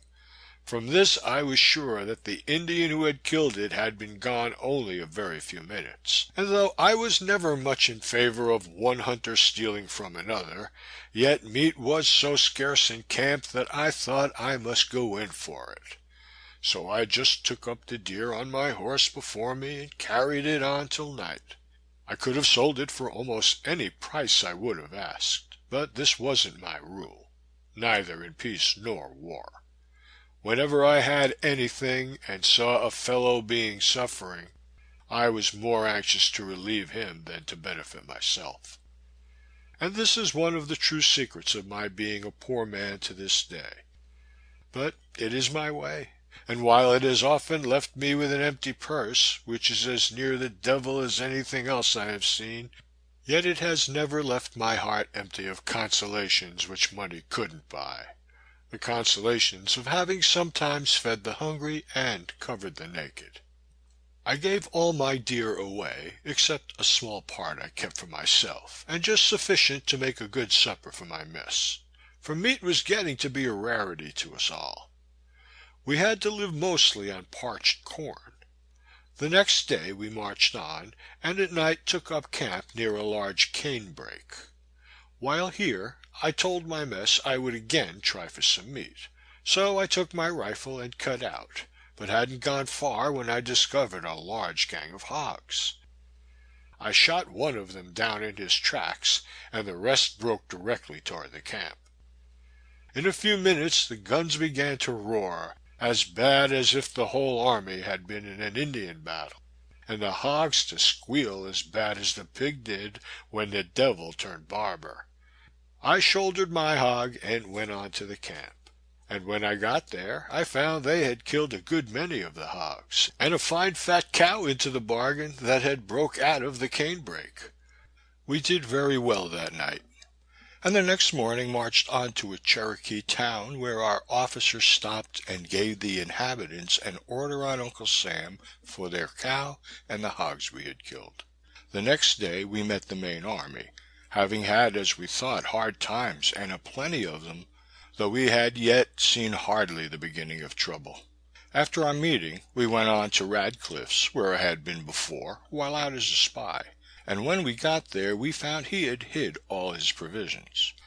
We also got into the secret that he was the very rascal who had sent the runner to the Indian camp with the news that the Red Sticks were crossing at the 10 Islands. And that his object was to scare me and my men away, and send us back with a false alarm. To make some atonement for this, we took the old scoundrel's 2 big sons with us, and made them serve in the war.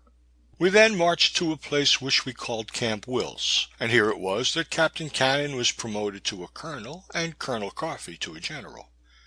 We then marched to the 10 Islands on the Coosa River, where we established a fort, and our spy companies were sent out.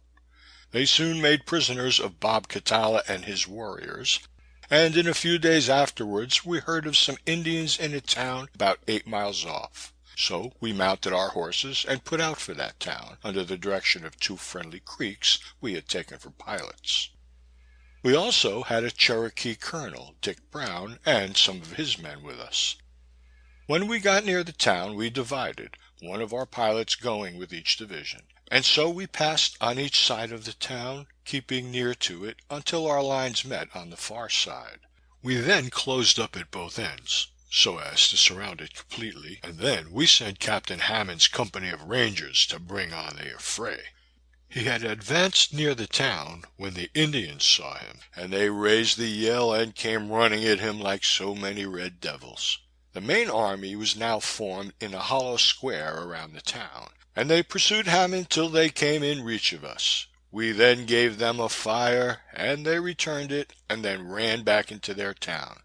We began to close on the town by making our files closer and closer, and the Indians soon saw that they were our property. So most of them wanted us to take them prisoners, and their squaws and all would run and take hold of any of us they could, and give themselves up. I saw 7 squaws have hold of one man, which made me think of the Scriptures.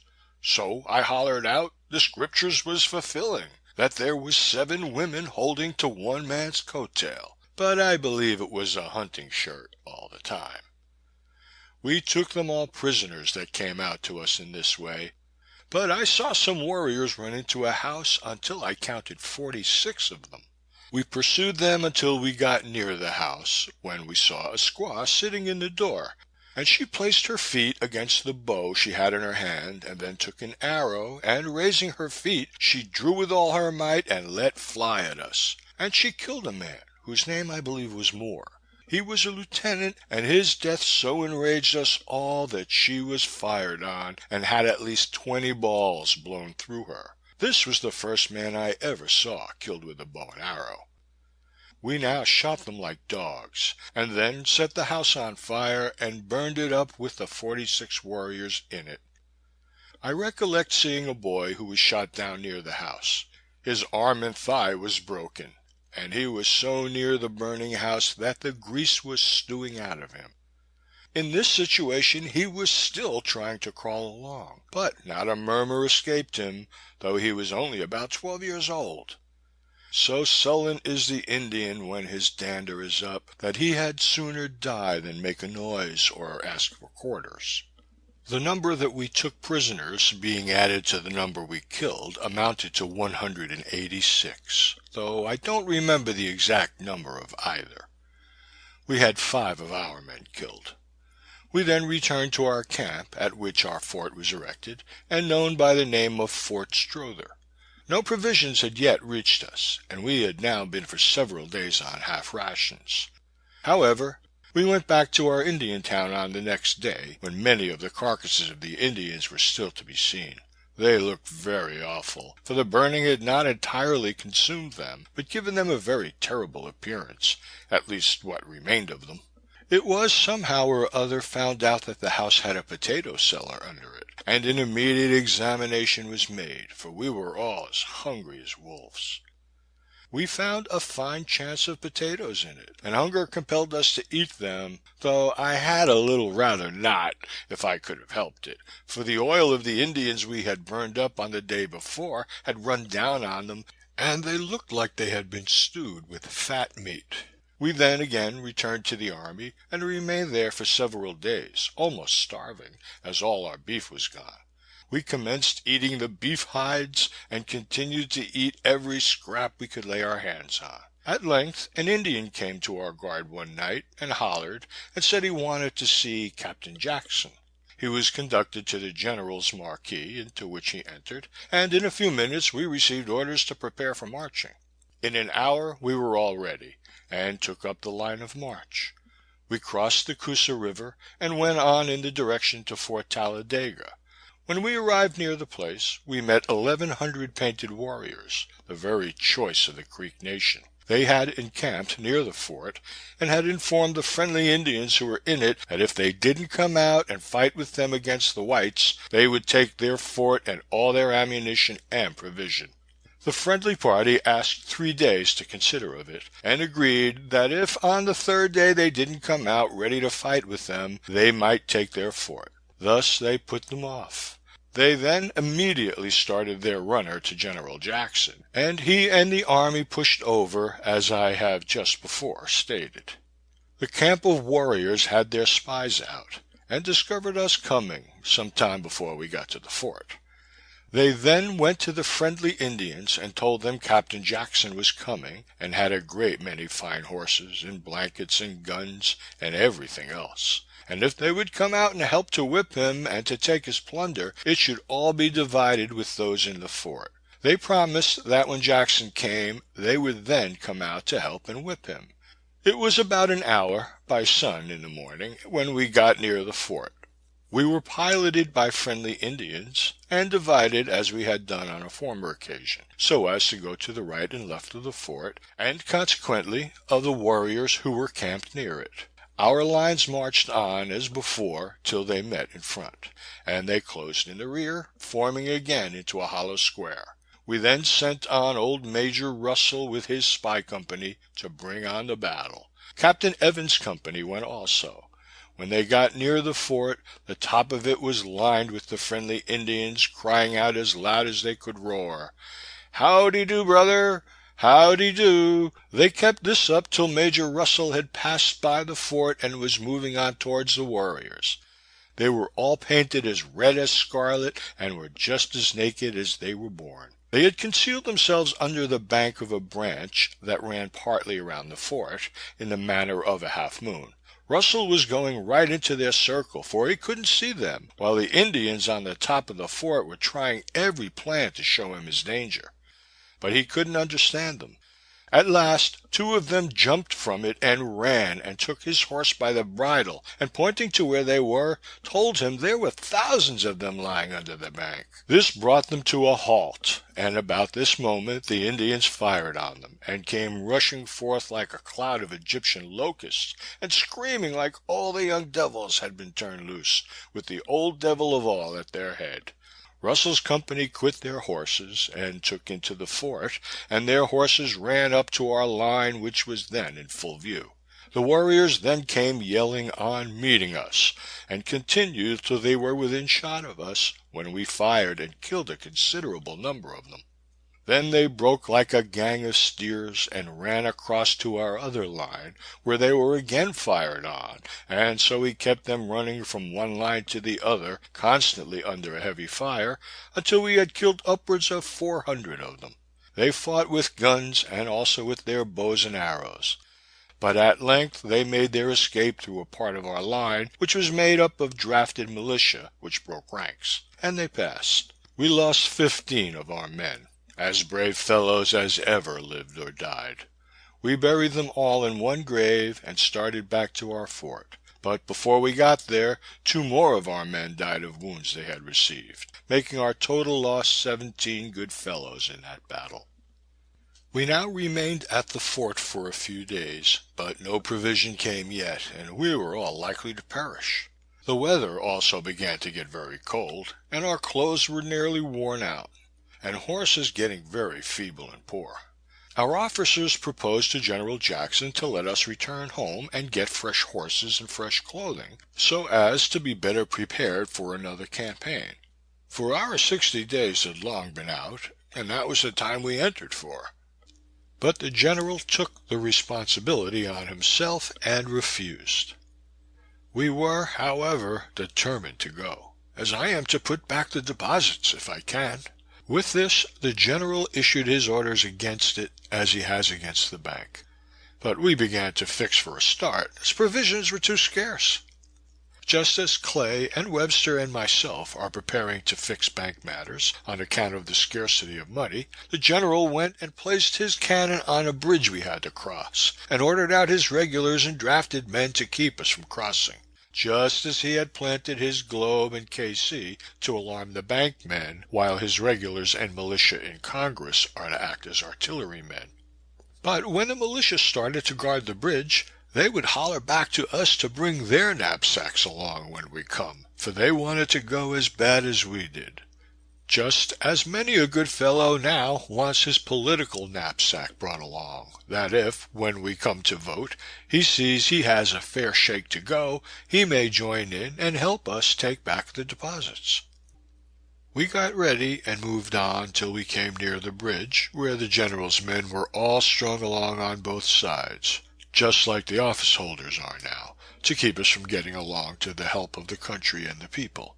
but we all had our flints ready picked and our guns ready primed, that if we were fired on we might fight our way through or all die together, just as we are now determined to save the country from ready ruin or to sink down with it. When we came still nearer the bridge we heard the guards cocking their guns, and we did the same, just as we have had it in Congress, while the government regulars and the people's volunteers have all been setting their political triggers. But after all, we marched boldly on, and not a gun was fired, nor a life lost. Just as I hope it will be again, that we shall not be afraid of the General's globe, nor his KC, nor his regulars, nor their trigger snapping, but just march boldly over the executive bridge and take the deposits back where the law placed them and where they ought to be. When we had passed, no further attempt was made to stop us. But the General said we were the damnedest volunteers he had ever seen in his life, that we would volunteer and go out and fight, and then at our pleasure would volunteer and go home again, in spite of the devil. But we went on, and near Huntsville we met a reinforcement who were going on to join the army. It consisted of a regiment of volunteers, and was under the command of someone whose name I can't remember. They were 60-day volunteers. We got home pretty safely, and in a short time we had procured fresh horses and a supply of clothing better suited for the season. And then we returned to Fort Deposit, where our officers held a sort of a national convention on the subject of a message they had received from General Jackson, demanding that on our return we should serve out 6 months. We had already served 3 months instead of 2, which was the time we had volunteered for.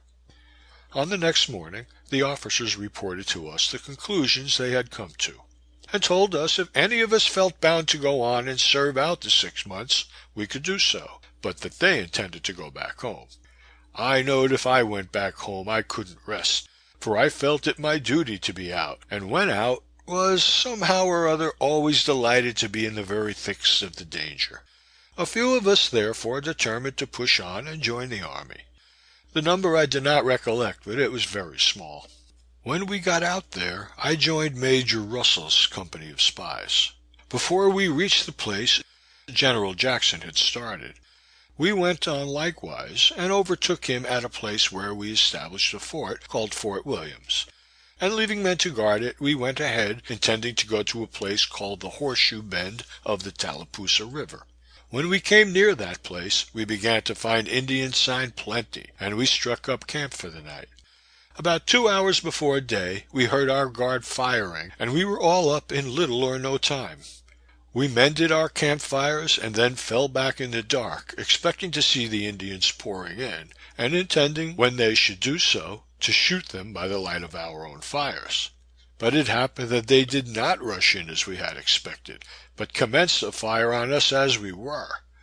We were encamped in a hollow square, and we not only returned the fire, but continued to shoot as well as we could in the dark, till day broke, when the Indians disappeared. The only guide we had in shooting was to notice the flash of their guns, and then shoot as directly at the place as we could guess. In this scrape we had 4 men killed and several wounded. But whether we killed any of the Indians or not, we never could tell, for it is their custom always to carry off their dead if they can possibly do so. We buried ours, and then made a large log heap over them and set it on fire, so that the place of their deposit might not be known to the savages, who we knew would seek for them that they might scalp them. We made some horse litters for our wounded, and took up a retreat. We moved on till we came to a large creek which we had to cross, and about half of our men had crossed when the Indians commenced firing on our left wing, and they kept it up very warmly. We had left Major Russell and his brother at the camp we had moved from that morning, to see what discovery they could make as to the movements of the Indians. And about this time, while a warm fire was kept up on our left, as I have just stated, the Major came up in our rear, and was closely pursued by a large number of Indians, who immediately commenced a fire on our artillerymen. They hid themselves behind a large log, and could kill one of our men almost every shot, they being in open ground and exposed. The worst of all was, 2 of our colonels just at this trying moment left their men, and by a forced march crossed the creek out of the reach of the fire. Their names at this late day would do the world no good, and my object is history alone, and not the slightest interference with character. An opportunity was now afforded for Governor Carroll to distinguish himself, and on this occasion he did so, by greater bravery than I ever saw any other man display. In truth, I believe as firmly as I do that General Jackson is president, that if it hadn't been for Carroll, we should all have been genteelly licked that time, for we were in a devil of a fix. Part of our men on one side of the creek and part on the other, and the Indians all the time pouring it on us, as hot as fresh mustard to a sore shin. I will not say exactly that the old general was whipped, but I will say that if we escaped it at all, it was like old Henry Snyder going to heaven, Mida Tom tight squeeze. I think he would confess himself that he was nearer whipped this time than he was at any other, for I know that all the world couldn't make him acknowledge that he was pointedly whipped. I know I was mighty glad when it was over and the savages quit us, for I had begun to think that there was one behind every tree in the woods. We buried our dead, the number of whom I have also forgotten, and again made horse litters to carry our wounded. And so we put out and returned to Fort Williams, from which place we had started. In the meantime, my horse had got crippled, and was unfit for service, and as another reinforcement had arrived, I thought they could get along without me for a short time. So I got a furlough and went home, for we had had hard times again on this hunt, and I began to feel as though I had done Indian fighting enough for one time. I remained at home until the army had returned to the Horseshoe Bend and fought the battle there, but not being with them at that time, of course no history of that fight can be expected of me. End of Chapter 6. Chapter 7 of Narrative of the Life of David Crockett of the State of Tennessee. Soon after this, an army was to be raised to go to Pensacola, and I determined to go again with them, for I wanted a small taste of British fighting, and I supposed they would be there. Here again the entreaties of my wife were thrown in the way of my going, but all in vain, for I always had a way of just going ahead at whatever I had a mind to. One of my neighbors, hearing I had determined to go, came to me and offered me $100 to go in his place as a substitute, as he had been drafted. I told him I was better raised than to hire myself out to be shot at, but that I would go, and he should go too, and in that way the government would have the services of us both. But we didn't call General Jackson the government in those days, though we used to go and fight under him in the war. I fixed up and joined old Major Russell again, but we couldn't start with the main army, but followed on in a little time after them. In a day or two we had 130 men in our company, and we went over and crossed the Muscle Shoals at the same place where I had crossed when first out, and when we burned the Black Warriors' town. We passed through the Choctaw and Chickasaw nations on to Fort Stevens, and from thence to what is called the Cut-Off at the junction of the Tom Bigby with the Alabama River. This place is near the old Fort Mims, where the Indians committed the great butchery at the commencement of the war. We were here about 2 days behind the main army, who had left their horses at the Cut-Off, and taken it on foot, and they did this because there was no chance for forage between there and Pensacola. We did the same, leaving men enough to take care of our horses, and cut out on foot for that place. It was about 80 miles off, but in good heart we shouldered our guns, blankets, and provisions, and trudged merrily on. About 12 o'clock the second day, we reached the encampment of the main army, which was situated on a hill overlooking the city of Pensacola. My commander, Major Russell, was a great favorite with General Jackson, and our arrival was hailed with great applause, though we were a little after the feast, for they had taken the town and fort before we got there. That evening we went down into the town, and could see the British fleet lying in sight of the place. We got some liquor, and took a horn or so, and went back to the camp. We remained there that night, and in the morning we marched back towards the Cut-Off. We pursued this direction till we reached old Fort Mims, where we remained 2 or 3 days. It was here that Major Russell was promoted from his command, which was only that of a captain of spies, to the command of a major in the line. He had been known long before at home as old Major Russell, and so we all continued to call him in the army. A Major Childs from East Tennessee also commanded a battalion, and his and the one Russell was now appointed to command composed a regiment, which by agreement with General Jackson was to quit his army and go to the south to kill up the Indians on the Scamby River. General Jackson and the main army set out the next morning for New Orleans, and a Colonel Blue took command of the regiment, which I have before described. We remained, however, a few days after the general's departure, and then started also on our route. As it gave rise to so much war and bloodshed, it may not be improper here to give a little description of Fort Mims, and the manner in which the Indian War commenced. The fort was built right in the middle of a large old field, and in it the people had been forted so long and so quietly that they didn't apprehend any danger at all, and had therefore become quite careless. A small Negro boy, whose business it was to bring up the calves at milking time, had been out for that purpose, and on coming back he said he saw a great many Indians. At this the inhabitants took the alarm, and closed their gates and placed out their guards, which they continued for a few days. But finding that no attack was made, they concluded the little Negro had lied, and again threw their gates open and set all their hands out to work their fields. The same boy was out again on the same errand, when, returning in great haste and alarm, he informed them that he had seen the Indians as thick as trees in the woods. He was not believed, but was tucked up to receive a flogging for the supposed lie, and was actually getting badly licked at the very moment when the Indians came in a troop, loaded with rails, with which they'd stopped all the portholes of the fort on one side, except the bastion, and then they fell into cutting down the picketing. Those inside the fort had only the bastion to shoot from, as all the other holes were spiked up, and they shot several of the Indians, while engaging in cutting. But as fast as one would fall, another would seize up the axe and chop away, until they succeeded in cutting down enough of the picketing to admit them to enter. They then began to rush through, and continued until they were all in. They immediately commenced scalping, without regard to age or sex, having forced the inhabitants up to one side of the fort, where they carried on the work of death as a butcher would in a slaughter pen. The scene was particularly described to me by a young man who was in the fort when it happened, and subsequently went on with us to Pensacola.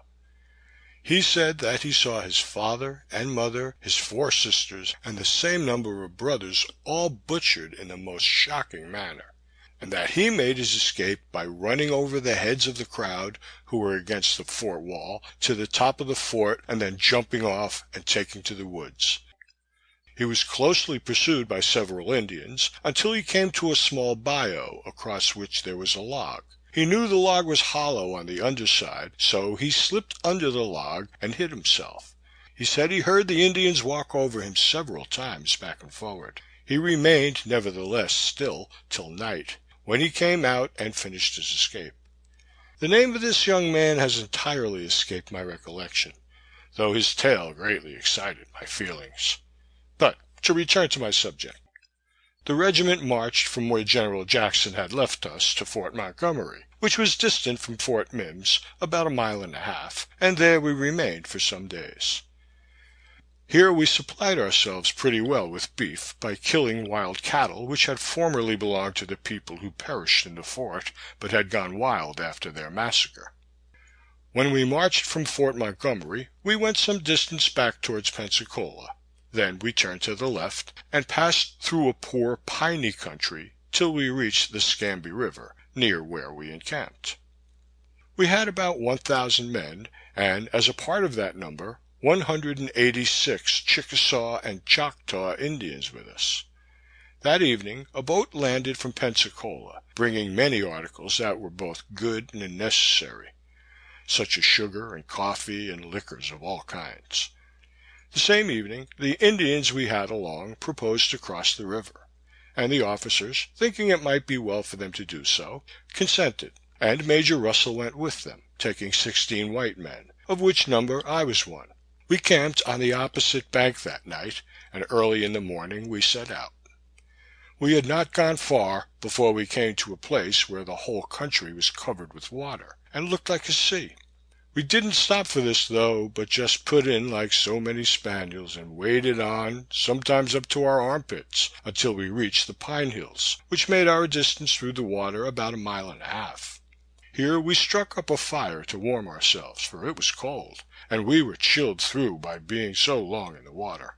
We again moved on, keeping our spies out, 2 to our left near the bank of the river, 2 straight before us, and 2 others on our right.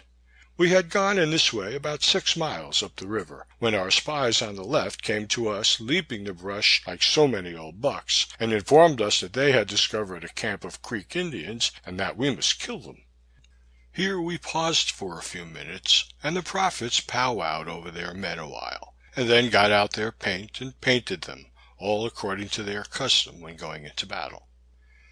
Then they brought their paint to old Major Russell, and said to him that as he was an officer he must be painted too. He agreed, and they painted him just as they had done themselves. We let the Indians understand that we white men would first fire on the camp and then fall back so as to give the Indians a chance to rush in and scalp them. The Chickasaws marched on our left hand and the Choctaws on our right, and we moved on till we got in hearing of the camp, where the Indians were employed in beating up what they called Cheney briar root. On this they mostly subsisted. On a nearer approach we found they were on an island, and that we could not get to them. While we were chatting about this matter, we heard some guns fired, and in a very short time after, a keen whoop, which satisfied us that wherever it was, there was a war on a small scale. With that we all broke like quarter horses for the firing, and when we got there we found it was our 2 front spies, who related to us the following story. As they were moving on, they had met with 2 Creeks who were out hunting near their horses.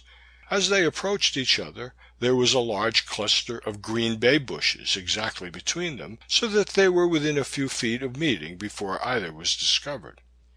Our spies walked up to them, and, speaking in the Shawnee tongue, informed them that General Jackson was at Pensacola, and they were making their escape, and wanted to know where they could get something to eat. The Creeks told them that 9 miles up the Conacher, the river they were then on, there was a large camp of Creeks, and they had cattle and plenty to eat, and further that their own camp was on an island about 1 mile off and just below the mouth of the Conacher. They held their conversation and struck up a fire, and smoked together and shook hands and parted. One of the Creeks had a gun, the other had none, and as soon as they had parted, our Choctaws turned round and shot down the one that had the gun, and the other attempted to run off. They snapped several times at him, but the gun still missing fire, they took after him, and overtaking him, one of them struck him over the head with his gun, and followed up his blows till he killed him. The gun was broken in the combat, and they then fired off the gun of the Creek they had killed, and raised the war whoop. When we reached them, they had cut off the heads of both the Indians, and each of those Indians with us would walk up to one of the heads, and taking his war club, would strike on it.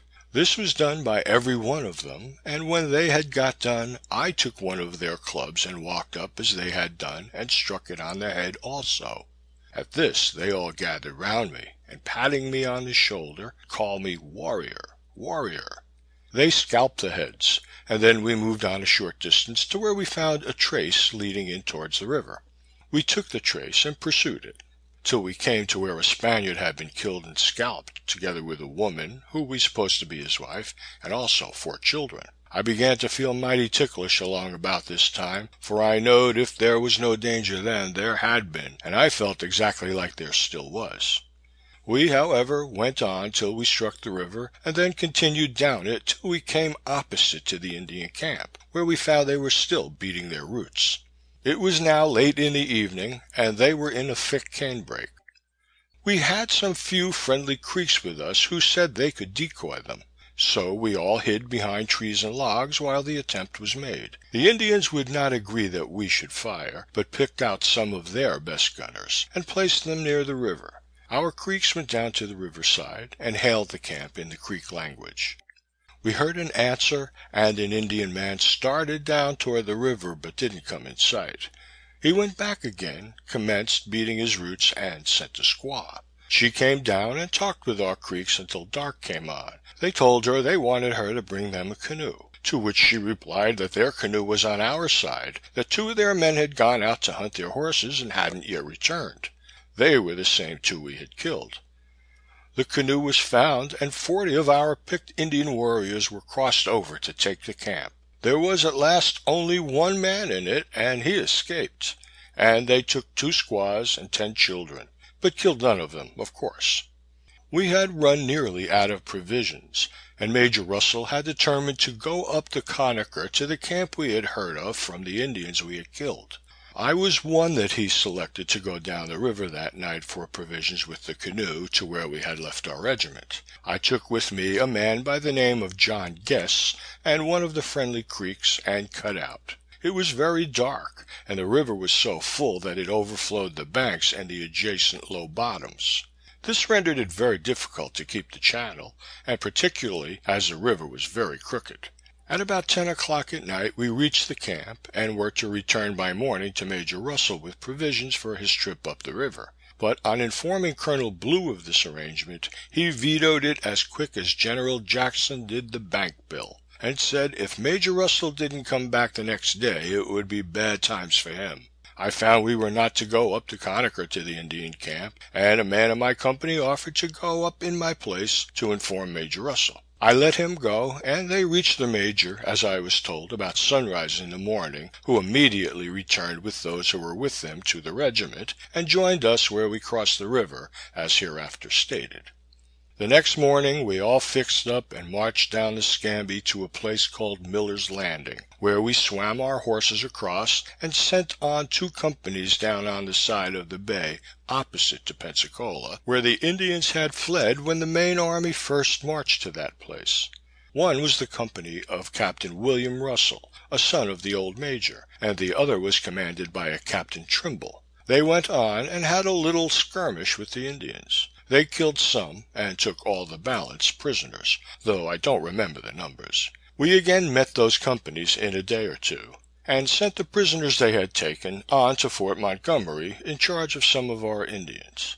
I did hear that after they left us, the Indians killed and scalped all the prisoners, and I never heard the report contradicted.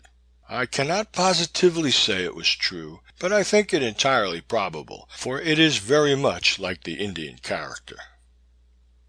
End of chapter 7. Chapter 8 of Narrative of the Life of David Crockett of the State of Tennessee. When we made a move from the point where we met the companies, we set out for Chattahachie, the place for which we had started when we left Fort Montgomery. At the start we had taken only 20 days' rations of flour and 8 days' rations of beef, and it was now 34 days before we reached that place. We were, therefore, in extreme suffering for want of something to eat, and exhausted with our exposure and the fatigues of our journey. I remember well that I had not myself tasted bread but twice in 19 days. I had bought a pretty good supply of coffee from the boat that had reached us from Pensacola, on the Scambie, and on that we chiefly subsisted. At length one night our spies came in, and informed us they had found Holmes's village on the Chattahachie River, and we made an immediate push for that place. We travelled all night, expecting to get something to eat when we got there. We arrived about sunrise, and near the place prepared for battle. We were all so furious that even the certainty of a pretty hard fight could not have restrained us. We made a furious charge on the town, but, to our great mortification and surprise, there wasn't a human being in it. The Indians had all run off and left it. We burned the town, however, but, melancholy to tell, we found no provision whatever. We then turned about and went back to the camp we had left the night before, as nearly starved as any set of poor fellows ever were in the world.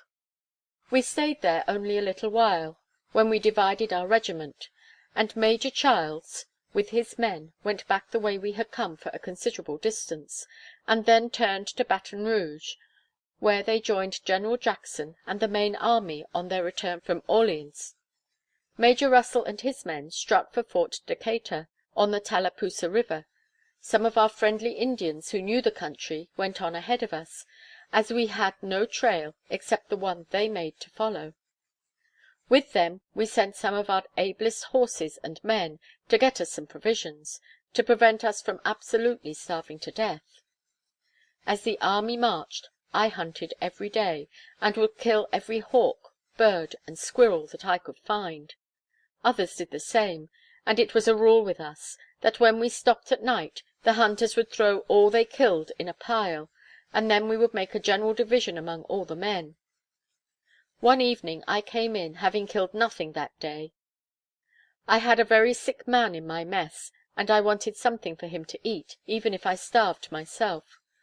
So I went to the fire of a Captain Cowan, who commanded my company after the promotion of Major Russell, and informed him that I was on the hunt of something for a sick man to eat. I knowed the captain was as bad off as the rest of us, but I found him broiling a turkey's gizzard. He said he had divided the turkey out among the sick, that Major Smiley had killed it, and that nothing else had been killed that day. I immediately went to Smiley's fire, where I found him broiling another gizzard. I told him that it was the first turkey I had ever seen have 2 gizzards. But so it was, I got nothing for my sick man, and now seeing that every fellow must shift for himself, I determined that in the morning I would come up missing. So I took my mess and cut out to go ahead of the army.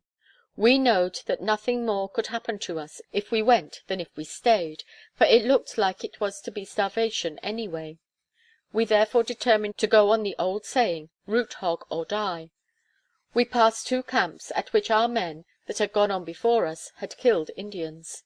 At one they had killed 9, and at the other 3. About daylight we came to a small river, which I thought was the Scamby, but we continued on for 3 days, killing little or nothing to eat, till, at last, we all began to get nearly ready to give up the ghost, and lie down and die, for we had no prospect of provision, and we knew we couldn't go much further without it. We came to a large prairie that was about 6 miles across it, and in this I saw a trail which I knowed was made by bear, deer, and turkeys. We went on through it till we came to a large creek, and the low grounds were all set over with wild rye, looking as green as a wheat field. We here made a halt, unsaddled our horses, and turned them loose to graze. One of my companions, a Mr. Van Zant, and myself, then went up the low grounds to hunt. We had gone some distance, finding nothing, when at last I found a squirrel, which I shot, but he got into a hole in the tree. The game was small, but necessity is not very particular, so I thought I must have him, and I climbed that tree 30 feet high, without a limb, and pulled him out of his hole.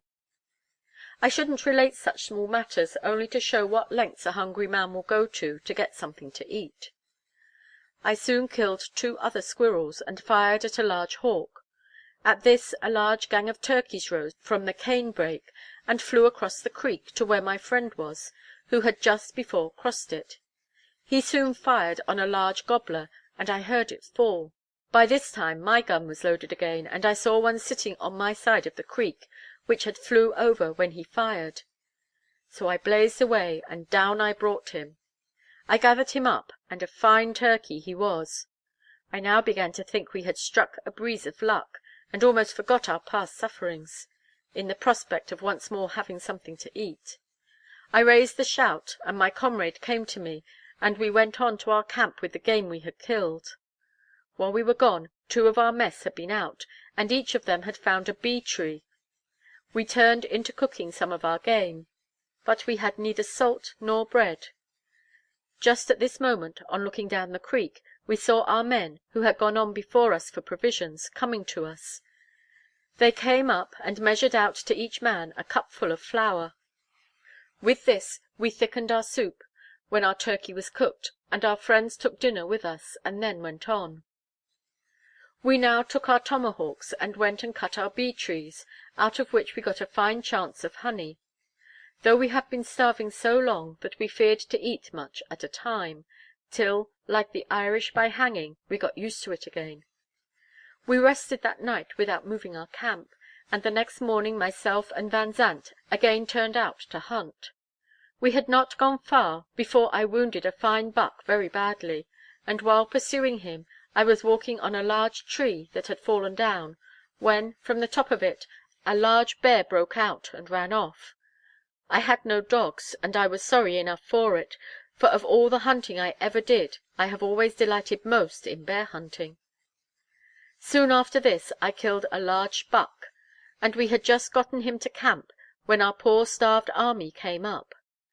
They told us that to lessen their sufferings as much as possible, Captain William Russell had had his horse led up to be shot for them to eat, just at the moment that they saw our men returning, who had carried on the flour. We were now about 14 miles from Fort Decatur, and we gave away all our meat and honey, and went on with the rest of the army. When we got there, they could give us only one ration of meat, but not a mouthful of bread. I immediately got a canoe, and taking my gun, crossed over the river, and went to the big warrior's town. I had a large hat, and I offered an Indian a silver dollar for my hat full of corn. He told me that his corn was all shuestia, which in English means it was all gone. But he showed me where an Indian lived, who, he said, had corn. I went to him and made the same offer. He could talk a little broken English, and said to me, "You got any powder? You got bullet?" I told him I had. Then he said, "Me swap my corn for powder and bullet." I took out about 10 bullets and showed him, and he proposed to give me a hat full of corn for them. I took him up mighty quick. I then offered to give him 10 charges of powder for another hat full of corn. To this he agreed very willingly. So I took off my hunting shirt and tied up my corn, and though it had cost me very little of my powder and lead, yet I wouldn't have taken 50 silver dollars for it. I returned to the camp, and the next morning we started for the Hickory ground, which was 30 miles off. It was here that General Jackson met the Indians, and made peace with the body of the nation. We got nothing to eat at this place, and we had yet to go 49 miles, over a rough and wilderness country, to Fort Williams. Parched corn, and but little even of that, was our daily subsistence. When we reached Fort Williams, we got 1 ration of pork and 1 of flour, which was our only hope until we could reach Fort Strother. The horses were now giving out, and I remember to have seen 13 good horses left in one day, the saddles and bridles being thrown away. It was 39 miles to Fort Strother, and we had to pass directly by Fort Talladego, where we first had the big Indian battle with the 1100 painted warriors. We went through the old battleground, and it looked like a great gourd patch. The skulls of the Indians who were killed still lay scattered all about, and many of their frames were still perfect, as the bones had not separated. But about 5 miles before we got to this battleground, I struck a trail, which I followed until it led me to one of their towns. Here I swapped some more of my powder and bullets for a little corn. I pursued on by myself till some time in the night, when I came up with the rest of the army. That night my company and myself did pretty well, as I divided out my corn among them. The next morning we met the East Tennessee troops, who were on the road to Mobile, and my youngest brother was with them. They had plenty of corn and provisions, and they gave me what I wanted for myself and my horse. I remained with them that night, though my company went across the Coosa River to the fort, where they also had the good fortune to find plenty of provisions. Next morning I took leave of my brother and all my old neighbors, for there were a good many of them with him, and crossed over to my men at the fort. Here I had enough to go on, and after remaining a few days cut out for home. Nothing more worthy of the reader's attention transpired till I was safely landed at home once more with my wife and children. I found them all well and doing well. and though I was only a rough sort of a backwoodsman, they seemed mighty glad to see me, however little the quality folks might suppose it. For I do reckon we love as hard in the backwood country as any people in the whole creation. But I had been home only a few days when we received orders to start again, and go on to the Black Warrior and Cahawba rivers to see if there was no Indians there. I knowed well enough there was none, and I wasn't willing to trust my craw any more where there was neither any fighting to do, nor anything to go on. And so I agreed to give a young man, who wanted to go, the balance of my wages if he would serve out my time, which was about a month. He did so, and when they returned, sure enough they hadn't seen an Indian any more than if they had been all the time chopping wood in my clearing. This closed my career as a warrior, and I am glad of it, for I like life now a heap better than I did then, and I am glad all over that I lived to see these times, which I should not have done if I had kept fooling along in war, and got used up at it. When I say I am glad, I just mean I am glad I am alive, for there is a confounded heap of things I ain't glad of at all. I ain't glad, for example, that the government moved the deposits, and if my military glory should take such a turn as to make me president after the general's time, I'll move them back. Yes, I, the government, will take the responsibility, and move them back again. If I don't, I wish I may be shot. But I am glad that I am now through war matters, and I reckon the reader is too, for they have no fun in them at all, and less if he had to pass through them first, and then to write them afterwards. But for the dullness of their narrative, I must try to make amends by relating some of the curious things that happened to me in private life, and when forced to become a public man, as I shall have to be again, if ever I consent to take the presidential chair. End of Chapter 8. Chapter 9 of Narrative of the Life of David Crockett of the State of Tennessee. I continued at home now, working my farm for 2 years, as the war finally closed soon after I quit the service. The battle at New Orleans had already been fought, and treaties were made with the Indians, which put a stop to their hostilities. But in this time I met with the hardest trial which ever falls to the lot of man. Death, that cruel leveller of all distinctions, to whom the prayers and tears of husbands, and of even helpless infancy, are addressed in vain, entered my humble cottage, and tore from my children an affectionate good mother, and from me a tender and loving wife. It is a scene long gone by, and one which it would be supposed I had almost forgotten. Yet when I turn my memory back on it, it seems as but the work of yesterday. It was the doing of the Almighty, whose ways are always right, though we sometimes think they fall heavily on us. And as painful as is even yet the remembrance of her sufferings, and the loss sustained by my little children and myself, yet I have no wish to lift up the voice of complaint.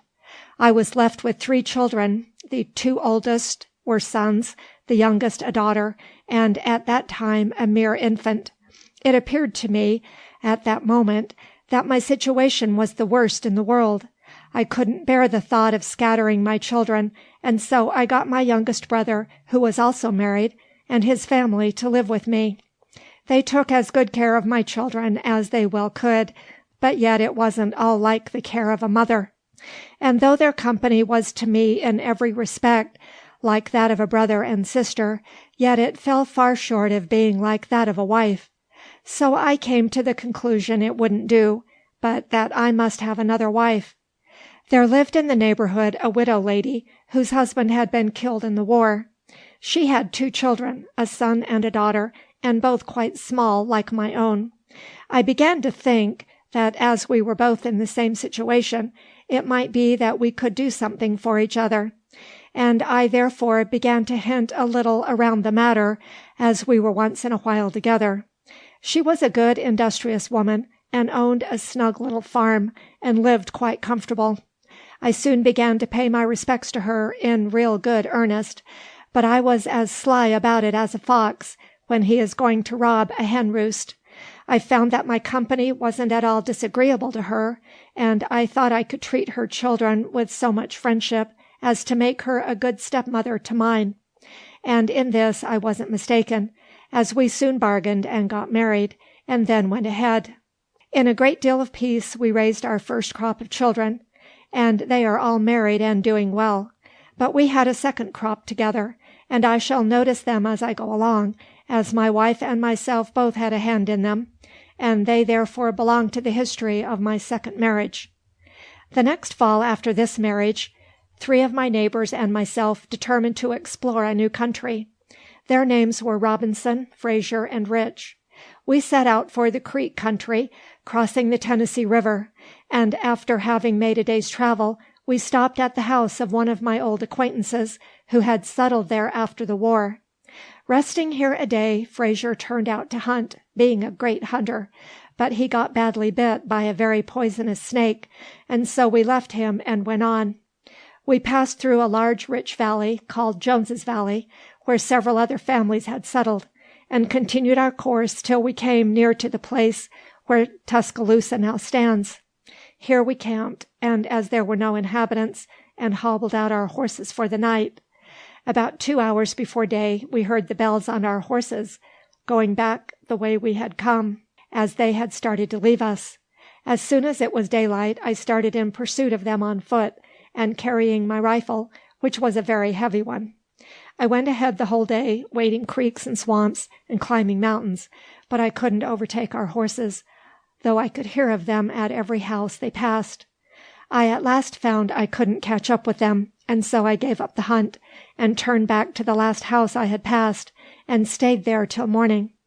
From the best calculation we could make, I had walked over 50 miles that day, and the next morning I was so sore and fatigued that I felt like I couldn't walk any more. But I was anxious to get back to where I had left my company, and so I started and went on, but mighty slowly, till after the middle of the day. I now began to feel mighty sick, and had a dreadful headache.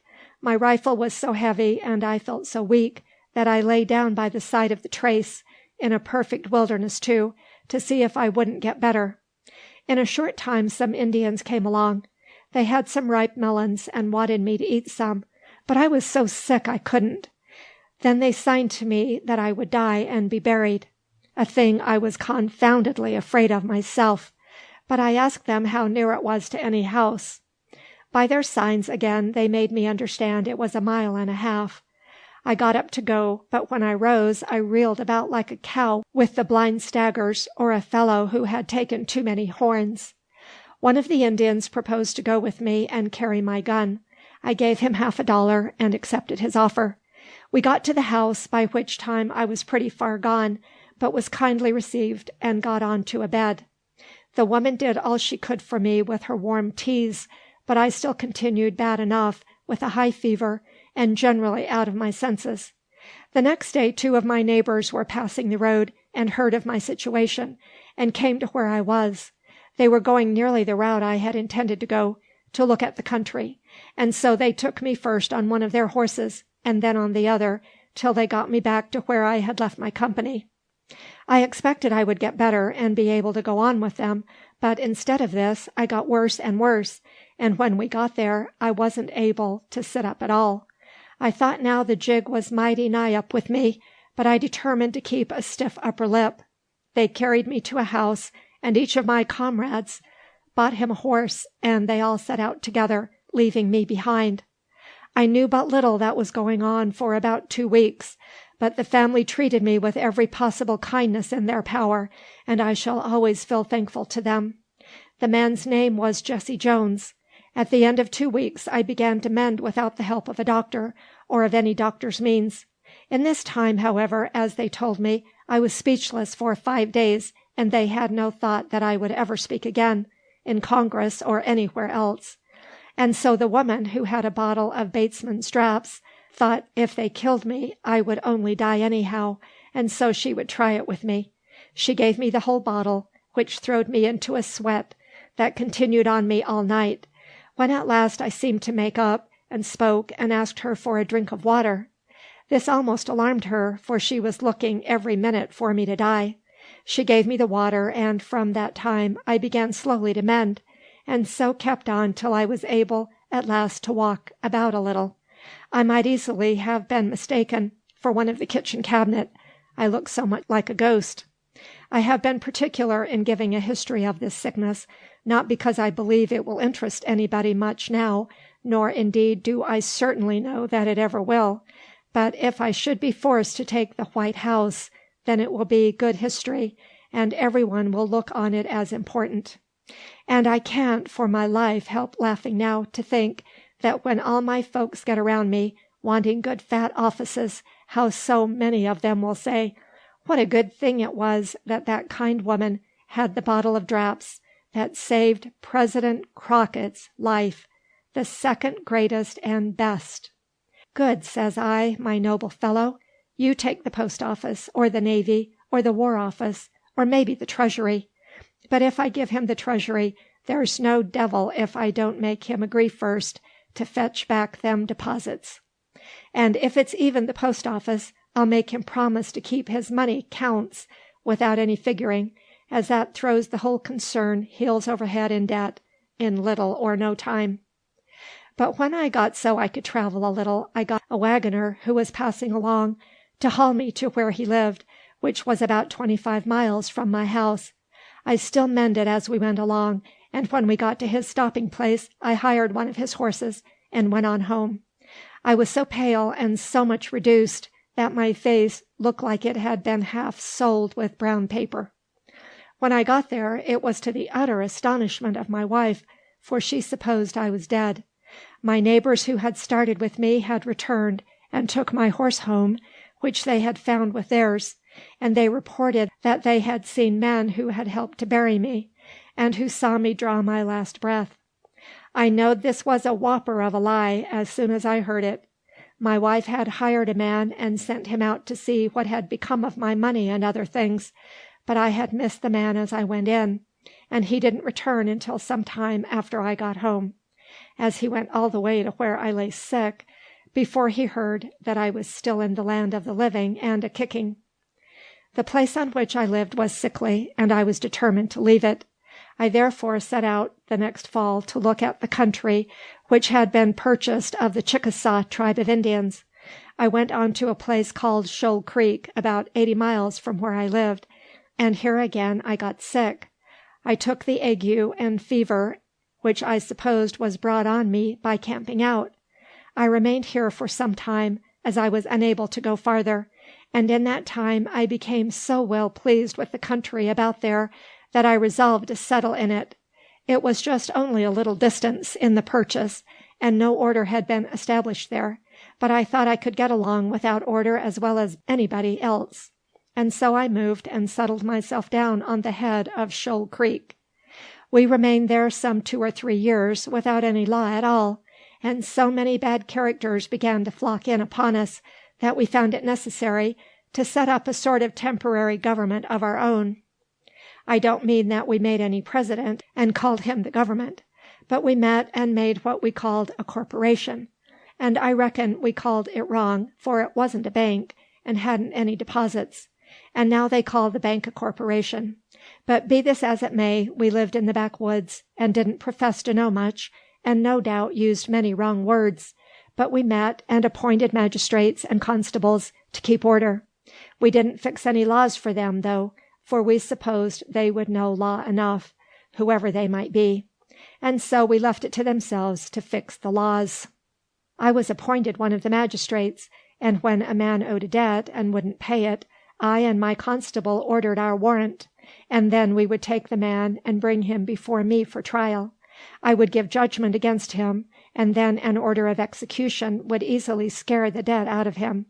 If anyone was charged with marking his neighbor's hogs, or with stealing anything, which happened pretty often in those days, I would have him taken, and if there was tolerable grounds for the charge, I would have him well whipped and cleared. We kept this up till our legislature added us to the white settlements in Giles County, and appointed magistrates by law to organize matters in the parts where I lived. They appointed nearly every man a magistrate who had belonged to our corporation. I was then, of course, made a squire according to law, though now the honor rested more heavily on me than before. For at first, whenever I told my constable, says I, "Catch that fellow and bring him up for trial," Away he went, and the fellow must come, dead or alive, for we considered this a good warrant, though it was only in verbal writings. But after I was appointed by the Assembly, they told me my warrants must be in real writing and signed, and that I must keep a book and write my proceedings in it. This was a hard business on me, for I could just barely write my own name, but to do this, and write the warrants too, was at least a huckleberry over my persimmon. I had a pretty well informed constable, however, and he aided me very much in this business. Indeed, I had so much confidence in him that I told him when we should happen to be out anywhere and see that a warrant was necessary and we would have a good effect, he needn't take the trouble to come all the way to me to get one, but he could just fill one out, and then on the trial I could correct the whole business if he had committed any error. In this way I got on pretty well, till by care and attention I improved my handwriting in such manner as to be able to prepare my warrants and keep my record book without much difficulty. My judgments were never appealed from, and if they had been, they would have stuck like wax, as I gave my decisions on the principles of common justice and honesty between man and man, and relied on natural-born sense and not on law, learning to guide me, for I had never read a page in a law book in all my life. End of Chapter 9. Chapter 10 of Narrative of the Life of David Crockett of the State of Tennessee. About the time we were getting under good headway in our new government, a Captain Matthews came to me and told me he was a candidate for the office of colonel of a regiment, and that I must run for first major in the same regiment. I objected to this, telling him that I thought I had done my share of fighting, and that I wanted nothing to do with military appointments. He still insisted, until at last I agreed, and of course had every reason to calculate on his support in my election. He was an early settler in that country, and made rather more corn than the rest of us, and knowing it would afford him a good opportunity to electioneer a little, he made a great corn-husking and a great frolic, and gave a general treat, asking everybody over the whole country. Myself and my family were, of course, invited. When I got there, I found a very large collection of people, and some friend of mine soon informed me that the captain's son was going to offer against me for the office of major, which he had seemed so anxious for me to get. I cared nothing about the office, but it put my dander up high enough to see that after he had pressed me so hard to offer, he was countenancing, if not encouraging, a secret plan to beat me. I took the old gentleman out and asked him about it. He told me it was true his son was going to run as a candidate, and that he hated worse to run against me than any man in the county. I told him his son need give himself no uneasiness about that I shouldn't run against him for major, but against his daddy for colonel.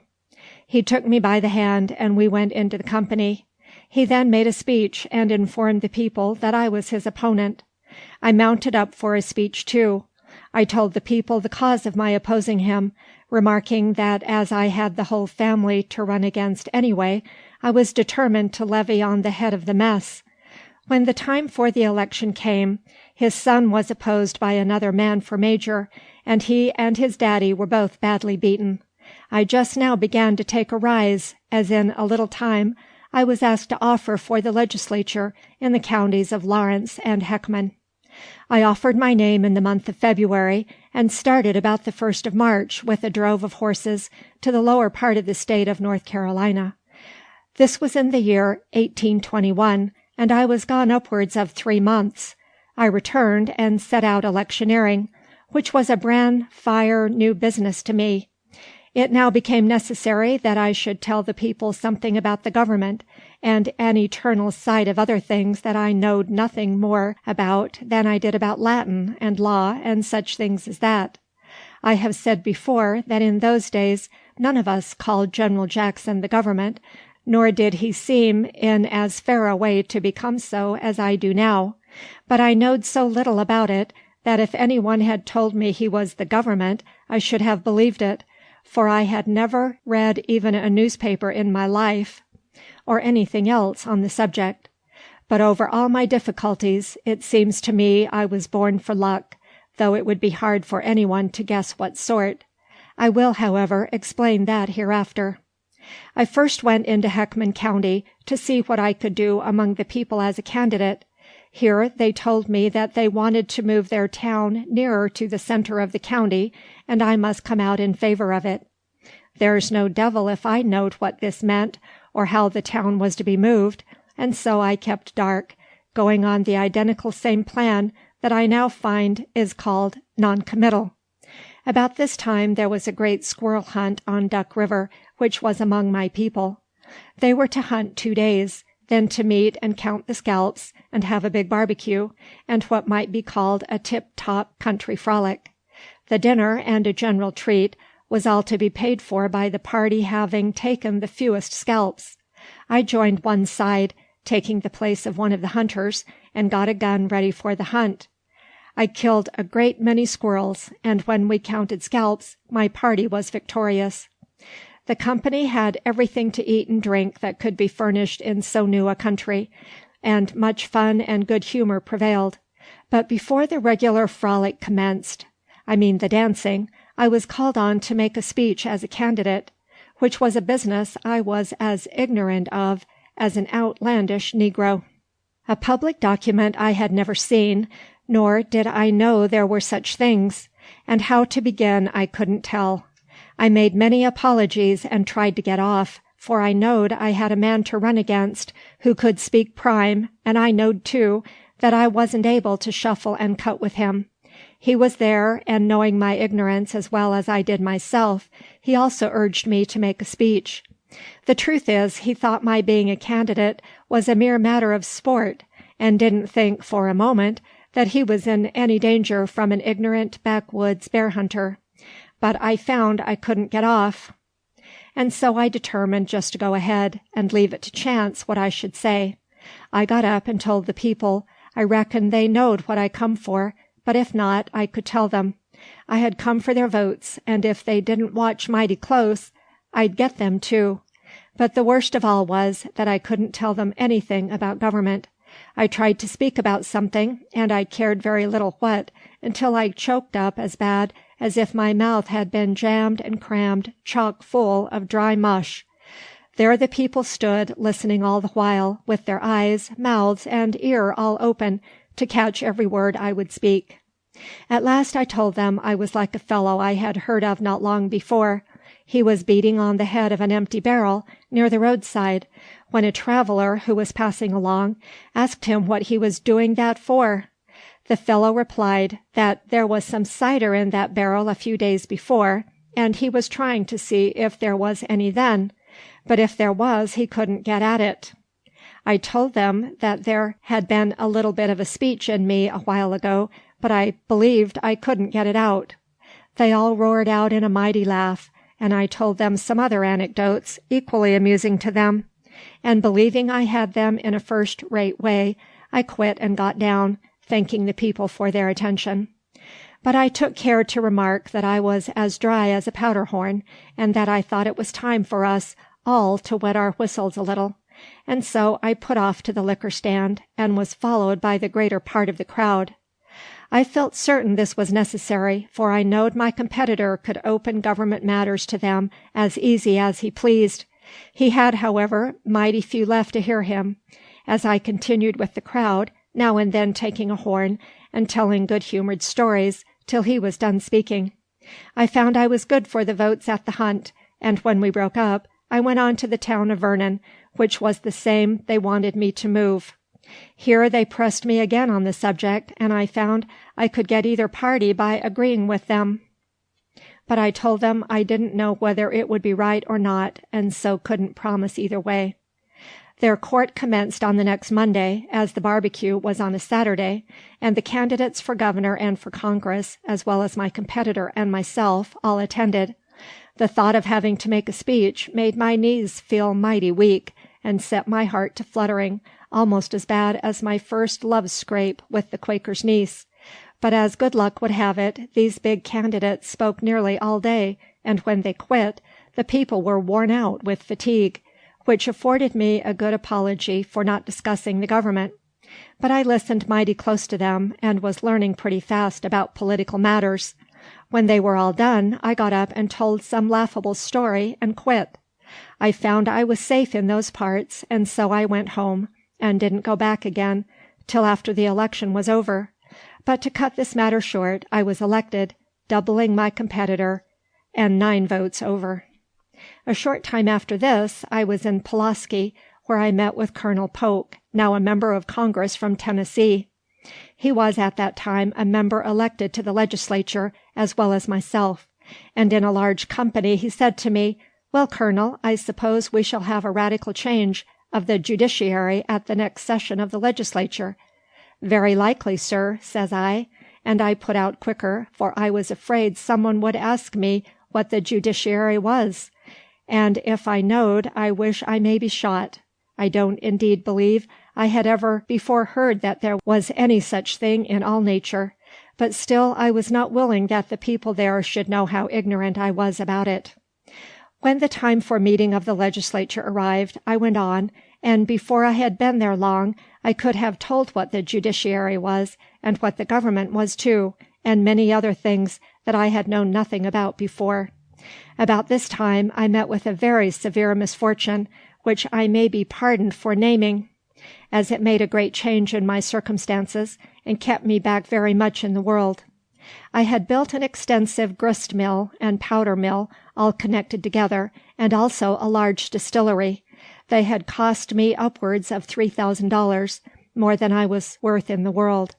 The first news that I heard after I got to the legislature was that my mills were not blown up sky high, as you would guess, by my powder establishment, but swept away all to smash by a large, fresh, that came soon after I left home.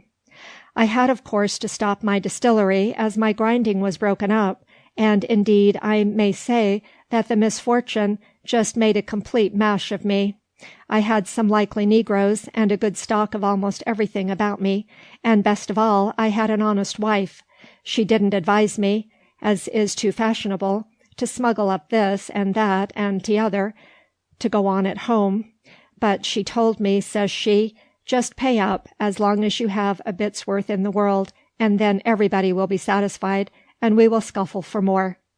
This was just such talk as I wanted to hear, for a man's wife can hold him devilish uneasy if she begins to scold and fret and perplex him, at a time when he has a full load for a railroad car on his mind already. And so, you see, I determined not to break full-handed, but thought it better to keep a good conscience with an empty purse, than to get a bad opinion of myself with a full one. I therefore gave up all I had, and took a brand-fire new start. End of chapter 10. Chapter 11 of Narrative of the Life of David Crockett of the State of Tennessee.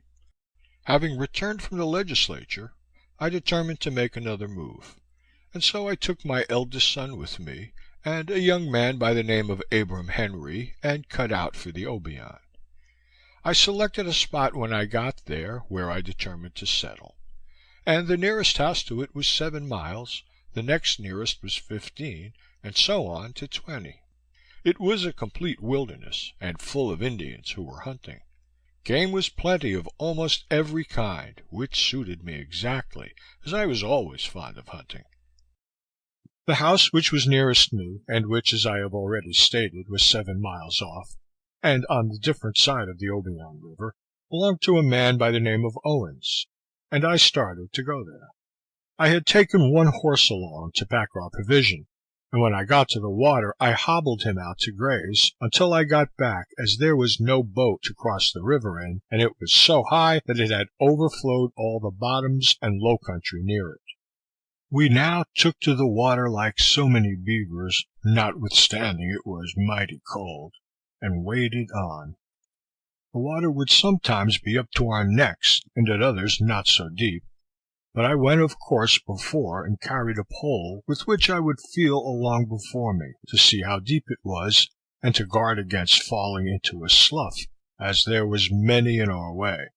When I would come to one, I would take out my tomahawk and cut a small tree across it, and then go ahead again. Frequently my little son would have to swim, even where myself and the young man could wade. But we worked on till at last we got to the channel of the river, which made it about half a mile we had waded from where we took water. I saw a large tree that had fallen into the river from the other side, but it didn't reach across. One stood on the same bank where we were, that I thought I could fall so as to reach the other, and so at it we went with my tomahawk, cutting away till we got it down, and as good luck would have it, it fell right, and made us a way that we could pass. When we got over this, it was still a sea of water as far as our eyes could reach. We took into it again and went ahead for about a mile, hardly ever seeing a single spot of land, and sometimes very deep. At last we come in sight of land, which was a very pleasing thing, and when we got out, we went but a little way before we came in sight of the house, which was more pleasing than ever, for we were wet all over and mighty cold. I felt mighty sorry when I would look at my little boy and see him shaking like he had the worst sort of an ague, for there was no time for fever then. As we got near to the house, we saw Mr. Owens and several men that were with him just starting away. They saw us and stopped, but looked much astonished until we got up to them and I made myself known. The men who were with him were the owners of a boat which was the first that ever went that far up the Obion River, and some hands he had hired to carry it about 100 miles still further up by water, though it was only about 30 by land, as the river was very crooked. They all turned back to the house with me, where I found Mrs. Owens, a fine, friendly old woman, and her kindness to my little boy did me 10 times as much good as anything she could have done for me if she had tried her best. The old gentleman set out his bottle to us, and I concluded that if a horn wasn't good then, there was no use for its invention. So I swigged off about a half pint, and the young man was by no means bashful in such a case. He took a strong pull at it, too. I then gave my boy some, and in a little time we felt pretty well. We dried ourselves by the fire, and were asked to go on board of the boat that evening. I agreed to do so, but left my son with the old lady, and myself and my young man went to the boat with Mr. Owens and the others. The boat was loaded with whiskey, flour, sugar, coffee, salt, castings, and other articles suitable for the country, and they were to receive $500 to land the boat at McLemore's Bluff, beside the profit they could make on their load. This was merely to show that boats could get up to that point. We stayed all night with them, and had a high night of it, as I took steam enough to drive out all the cold that was in me, and about 3 times as much more. In the morning we concluded to go on with the boat to where a great hurricane had crossed the river, and blowed all the timber down into it. When we got there, we found the river was falling fast, and concluded we couldn't get through the timber without more rise.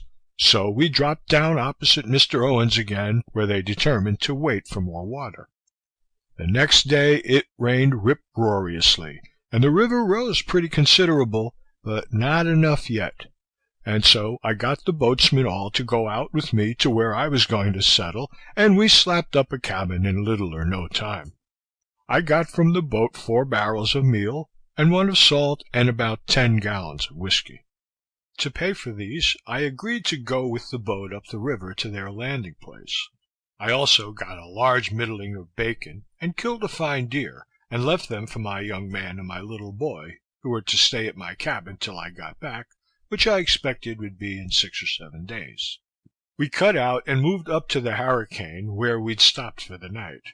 In the morning I started about daylight, intending to kill a deer, as I had no thought they would get the boat through the timber that day. I had gone but a little way before I killed a fine buck, and started to go back to the boat. But on the way I came on the track of a large gang of elks, and so I took after them. I had followed them only a little distance when I saw them, and directly after I saw 2 large bucks.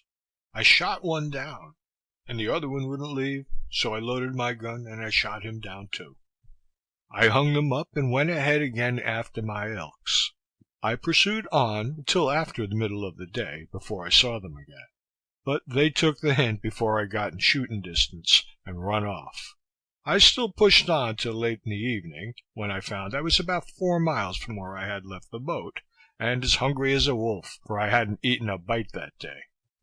I started down the edge of the river low grounds, giving out the pursuit of my elks, and hadn't gone hardly any distance at all before I saw 2 more bucks, very large fellows too. I took a blizzard at one of them, and up he tumbled. The other ran off a few jumps and stopped, and stood there till I loaded again and fired at him. I knocked his trotters from under him, and then I hung them both up. I pushed on again, and about sunset I saw 3 other bucks. I downed with one of them, and the other 2 ran off. I hung this one up also, having now killed 6 that day. I then pushed on till I got to the Hurricane, and at the lower edge of it, about where I expected the boat was. Here I hollered as hard as I could roar, but could get no answer. I fired off my gun, and the men on the boat fired one too, but quite contrary to my expectation, they had got through the timber, and were about 2 miles above me. It was now dark, and I had to crawl through the fallen timber the best way I could, and if the reader don't know it was bad enough, I am sure I do. For the vines and briars had grown all through it, and so thick that a good fat coon couldn't much more than get along. I got through at last, and went on near to where I had killed my last deer, and once more fired off my gun, which was again answered from the boat, which was still a little above me. I moved on as fast as I could, but soon came to water, and, not knowing how deep it was, I halted, and hollered till they came to me with a skiff. I now got to the boat without further difficulty, but the briars had worked on me at such a rate that I felt like I wanted sewing up all over. I took a pretty stiff horn, which made me feel much better, but I was so tired that I could hardly work my jaws to eat. In the morning, myself and a young man started and brought in the first buck I had killed, and after breakfast we went and brought in the last one. The boat then started, but we again went and got the 2 I had killed just as I turned down the river in the evening, and we then pushed on and overtook the boat, leaving the other 2 hanging in the woods, as we now had as much as we wanted. We got up the river very well, but quite slowly, and we landed on the 11th day at the place the load was to be delivered at. They here gave me their skiff, and myself and a young man by the name of Flavius Harris, who had determined to go and live with me, cut out down the river for my cabin, which we reached safely enough. We turned in and cleared a field, and planted our corn, but it was so late in the spring we had no time to make rails, and therefore we put no fence around our field. There was no stock, however, nor anything else to disturb our corn, except the wild varmints, and the old serpent himself with a fence to help him couldn't keep them out. I made corn enough to do me, and during that spring I killed 10 bears, and a great abundance of deer. But in all this time we saw the face of no white person in that country, except Mr. Owen's family and a very few passengers who went out there looking at the country. Indians, though, were still plenty enough. Having laid by my crap, I went home, which was a distance of about 150 miles, and when I got there I was met by an order to attend a call session of our legislature. I attended it and served out my time, and then returned and took my family and what little plunder I had, and moved to where I had built my cabin and made my crap. I gathered my corn, and then set out for my fall's hunt. This was in the last of October, 1822. I found bear very plenty, and indeed all sorts of game and wild varmints, except buffalo. There was none of them.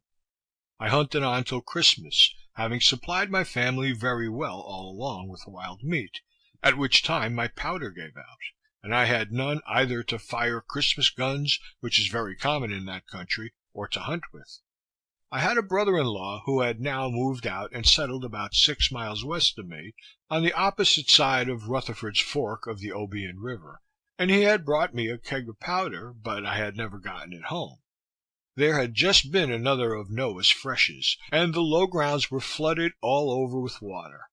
I knowed the stream was at least a mile wide, which I would have to cross, as the water was from hill to hill, and yet I determined to go on over in some way or other, so as to get my powder. I told this to my wife, and she immediately opposed it with all her might. I still insisted, telling her we had no powder for Christmas, and worse than all, we were out of meat. She said we had as well starve as for me to freeze to death or to get drowned, and one or the other was certain if I attempted to go. But I didn't believe the half of this, and so I took my woolen wrappers and a pair of moccasins and put them on, and tied up some dry clothes and a pair of shoes and stockings, and started. But I didn't before know how much anybody could suffer and not die. This, and some of my other experiments in water, learned me something about it, and I therefore relate them. The snow was about 4 inches deep when I started, and when I got to the water, which was only about a quarter of a mile off, it looked like an ocean. I put in and waded on till I come to the channel, where I crossed that on a high log. I then took water again, having my gun and all my hunting tools along, and waited till I came to a deep slough that was wider than the river itself. I had crossed it often on a log, but behold, when I got there, no log was to be seen. I knowed of an island in this slough, and a sapling stood on it close to the side of that log, which was now entirely under water. I knowed further that the water was about 8 or 10 feet deep under the log, and I judged it to be about 3 feet deep over it. After studying a little what I should do, I determined to cut a forked sapling which stood near me, so as to lodge it against the one that stood on the island, in which I succeeded very well. I then cut me a pole, and crawled along on my sapling till I got to the one it was lodged against, which was about 6 feet above the water. I then felt about with my pole till I found the log, which was just about as deep under the water as I had judged. I then crawled back and got my gun, which I had left at the stump of the sapling I had cut, and again made my way to the place of lodgment, and then climbed down the other sapling so as to get on the log. I then felt my way along with my feet, in the water about waist deep, but it was a mighty ticklish business.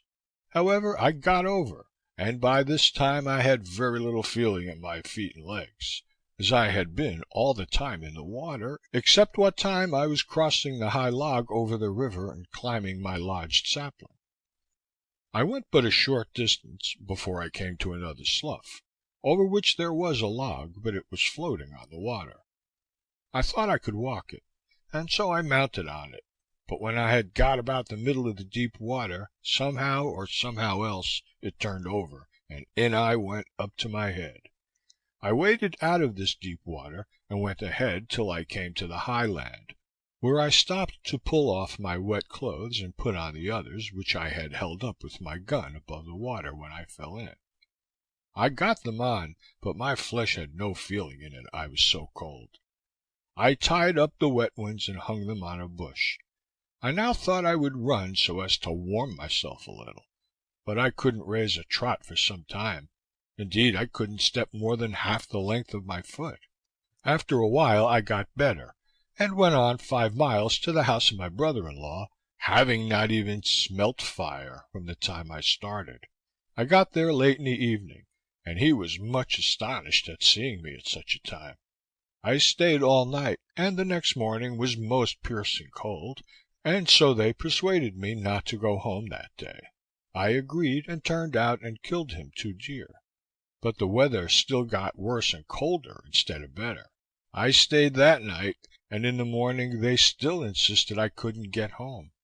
I knowed the water would be frozen over, but not hard enough to bear me, and so I agreed to stay that day. I went out hunting again, and pursued a big he-bear all day, but didn't kill him. The next morning was bitter cold, but I knowed my family was without meat, and I determined to get home to them, or die a-trying. I took my keg of powder and all my hunting tools and cut out. When I got to the water it was a sheet of ice as far as I could see. I put on to it, but hadn't got far before it broke through with me. and so I took out my tomahawk and broke my way along before me for a considerable distance. At last I got to where the ice would bear me for a short distance, and I mounted on it and went ahead. But it soon broke in again, and I had to wade on till I came to my floating log. I found it so tight this time that I knowed it couldn't give me another fall, as it was frozen in with the ice. I crossed over it without much difficulty, and walked along till I got to my lodged sapling and my log under the water. The swiftness of the current prevented the water from freezing over it, and so I had to wade, just as I did when I crossed it before. When I got to my sapling, I left my gun and climbed out with my powder keg first, and then went back and got my gun. By this time I was nearly frozen to death, but I saw all along before me where the ice had been fresh broke, and I thought it must be a bear straggling about in the water. I therefore fresh primed my gun, and cold as I was determined to make war on him if we met. But I followed the trail till it led me home, and I then found it had been made by my young man that lived with me, who had been sent by my distressed wife to see, if he could, what had become of me, for they all believed that I was dead. When I got home I wasn't quite dead, but mighty nigh it, but I had my powder, and that was what I went for. End of Chapter 11. Chapter 12 of Narrative of the Life of David Crockett of the State of Tennessee. That night there fell a heavy rain, and it turned to a sleet. In the morning all hands turned out hunting. My young man and a brother-in-law, who had lately settled close by me, went down the river to hunt for turkeys, but I was for larger game. I told them I had dreamed the night before of having a hard fight with a big black nigger, and I knowed it was a sign that I was to have a battle with a bear, for in a bear country I never knowed such a dream to fail. So I started to go up above the harricane, determined to have a bear. I had 2 pretty good dogs and an old hound, all of which I took along. I had gone about 6 miles up the river, and it was then about 4 miles across to the main Obion. So I determined to strike across to that, as I had found nothing yet to kill. I got on to the river and turned down it, but the sleet was still getting worse and worse. The bushes were all bent down and locked together with ice, so that it was almost impossible to get along. In a little time my dogs started a large gang of old turkey gobblers, and I killed 2 of them of the biggest sort. I shouldered them up and moved on, until I got through the harricane, when I was so tired that I laid my gobblers down to rest, as they were confounded heavy, and I was mighty tired. While I was resting, my old hound went to a log and smelt it a while, and then raised his eyes toward the sky and cried out. Away he went, and my other dogs with him, and I shouldered up my turkeys again and followed on as hard as I could drive. They were soon out of sight, and in a very little time I heard them begin to bark. When I got to them, they were barking up a tree, but there was no game there. I concluded it had been a turkey, and that it had flew away. When they saw me coming, away they went again, and after a little time began to bark as before. When I got near them, I found they were barking up the wrong tree again, as there was no game there. They served me in this way 3 or 4 times, until I was so infernal mad that I determined, if I could get near enough, to shoot the old hound at least. With this intention I pushed on the harder, till I came to the edge of an open parara, and looking before my dogs, I saw in and about the biggest bear that ever was seen in America. He looked, at the distance he was from me, like a large black bull. My dogs were afraid to attack him, and that was the reason they had stopped so often, that I might overtake them. They were now almost up with him, and I took my gobblers from my back and hung them up in the sapling, and broke like a quarter horse after my bear, for the sight of him had put new springs in me. I soon got near to them, but they were just getting into a roaring thicket, and so I couldn't run through it, but had to pick my way along, and had close work even at that. In a little time I saw the bear climbing up a large black oak tree, and I crawled on till I got within about 80 yards of him. He was setting with his breast to me, and so I put fresh priming in my gun and fired at him. At this he raised one of his paws and snorted loudly. I loaded again as quick as I could, and fired as near the same place in his breast as possible. At the crack of my gun, here he came tumbling down, and the moment he touched the ground, I heard one of my best dogs cry out. I took out my tomahawk in one hand and my big butcher knife in the other, and run up within 4 or 5 paces of him, at which he let my dog go, and fixed his eyes on me. I got back in all sorts of a hurry, for I knowed if he got hold of me, he would hug me altogether too close for comfort. I went to my gun and hastily loaded her again, and shot him the 3rd time, which killed him good. I now began to think about getting him home, but I didn't know how far it was. So I left him and started, and in order to find him again, I would blaze a sapling every little distance, which would show me the way back. I continued this till I got within about a mile of home, for there I knowed very well where I was, and that I could easily find the way back to my blazes. When I got home, I took my brother-in-law and my young man and 4 horses and went back. We got there just before dark, and struck up a fire and commenced butchering my bear. It was some time in the night before we finished it, and I can assert, on my honor, that I believe he would have weighed 600 pounds. It was the 2nd largest I ever saw. I killed one a few years after that weighed 617 pounds. I now felt fully compensated for my sufferings in going after my powder, and well satisfied that a dog might sometimes be doing a good business even when he seemed to be barking up the wrong tree. We got our meat home, and I had the pleasure to know that we now had plenty, and that of the best, and I continued through the winter to supply my family abundantly with bear meat and venison from the woods. End of chapter 12. Chapter 13 of Narrative of the Life of David Crockett of the State of Tennessee. I had on hand a great many skins, and so, in the month of February, I packed a horse with them, and taking my eldest son along with me, cut out for a little town called Jackson, situated about 40 miles off. We got there well enough, and I sold my skins, and bought me some coffee, and sugar, powder, lead, and salt.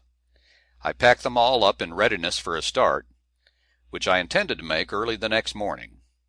Morning came, but I concluded, before I started, I would go and take a horn with some of my old fellow soldiers that I had met with at Jackson. I did so, and while we were engaged in this, I met with 3 candidates for the legislature, a Dr. Butler, who was by marriage a nephew to General Jackson, a Major Lynn, and a Mr. McEver, all first-rate men. We all took a horn together, and some person present said to me, "Crockett, you must offer for the legislature." I told him I lived at least 40 miles from any white settlement, and had no thought of becoming a candidate at that time. So we all parted, and I and my little boy went on home. It was about a week or 2 after this that a man came to my house and told me I was a candidate. I told him not so, but he took out a newspaper from his pocket and showed me where I was announced. I said to my wife that this was all a burlesque on me, but I was determined to make it cost the man who had put it there at least the value of the printing and of the fun he wanted at my expense. So I hired a young man to work in my place on my farm, and turned out myself electioneering. I hadn't been out long before I found the people began to talk very much about the bear hunter, the man from the cane, and the 3 gentlemen, who I have already named, soon found it necessary to enter into an agreement to have a sort of caucus at their March court, to determine which of them was the strongest, and the other 2 was to withdraw and support him. As the court came on, each one of them spread himself to secure the nomination, but it fell on Dr. Butler, and the rest backed out. The doctor was a clever fellow, and I have often said he was the most talented man I ever run against for any office. His being related to General Jackson also helped him on very much, but I was in for it, and I was determined to push ahead and go through or stick. Their meeting was held in Madison County, which was the strongest in the representative district, which was composed of 11 counties, and they seemed bent on having the member from there. At this time Colonel Alexander was a candidate for Congress, and attending one of his public meetings one day, I walked to where he was treating the people, and he gave me an introduction to several of his acquaintances and informed them that I was out electioneering. In a little time my competitor, Dr. Butler, came along. He passed by without noticing me, and I suppose, indeed, he did not recognize me. But I hailed him, as I was for all sorts of fun, and when he turned to me I said to him, "Well, Doctor, I suppose they have weighed you out to me, but I should like to know why they fixed your election for March instead of August. This is," said I, "a brand fire new way of doing business if a caucus is to make a representative for the people." He now discovered who I was, and cried out, "Damn it, Crockett, is that you?" "Be sure it is," said I, "but I don't want it understood that I have come electioneering. I've just crept out of the cane to see what discoveries I could make among the white folks." I told him that when I set out electioneering, I would go prepared to put every man on as good footing when I left him as I found him on. I would therefore have me a large buckskin hunting shirt made, with a couple of pockets holding about a peck each, and that in one I would carry a great big twist of tobacco, and in the other my bottle of liquor, for I knowed when I met a man and offered him a dram, he would throw out his quid of tobacco to take one, and after he had taken his horn, I would out with my twist and give him another chaw, and in this way he would not be worse off than when I found him, and I would be sure to leave him in a first-rate good humor. He said I could beat him electioneering all hollow. I told him I would give him better evidence of that before August, notwithstanding he had many advantages over me, and particularly in the way of money. But I told him that I would go on the products of the country, that I had industrious children, and the best of coon dogs, and they would hunt every night till midnight to support my election, and when the coon fur wa'n't good, I would myself go a-wolfing, and shoot down a wolf, and skin his head, and his scalp would be good to me for $3 in our state treasury money, and in this way I would get along on the big string. He stood like he was both amused and astonished, and the whole crowd was in a roar of laughter. From this place I returned home, leaving the people in a first-rate way, and I was sure I would do a good business among them. At any rate, I was determined to stand up to my lick log, salt or no salt.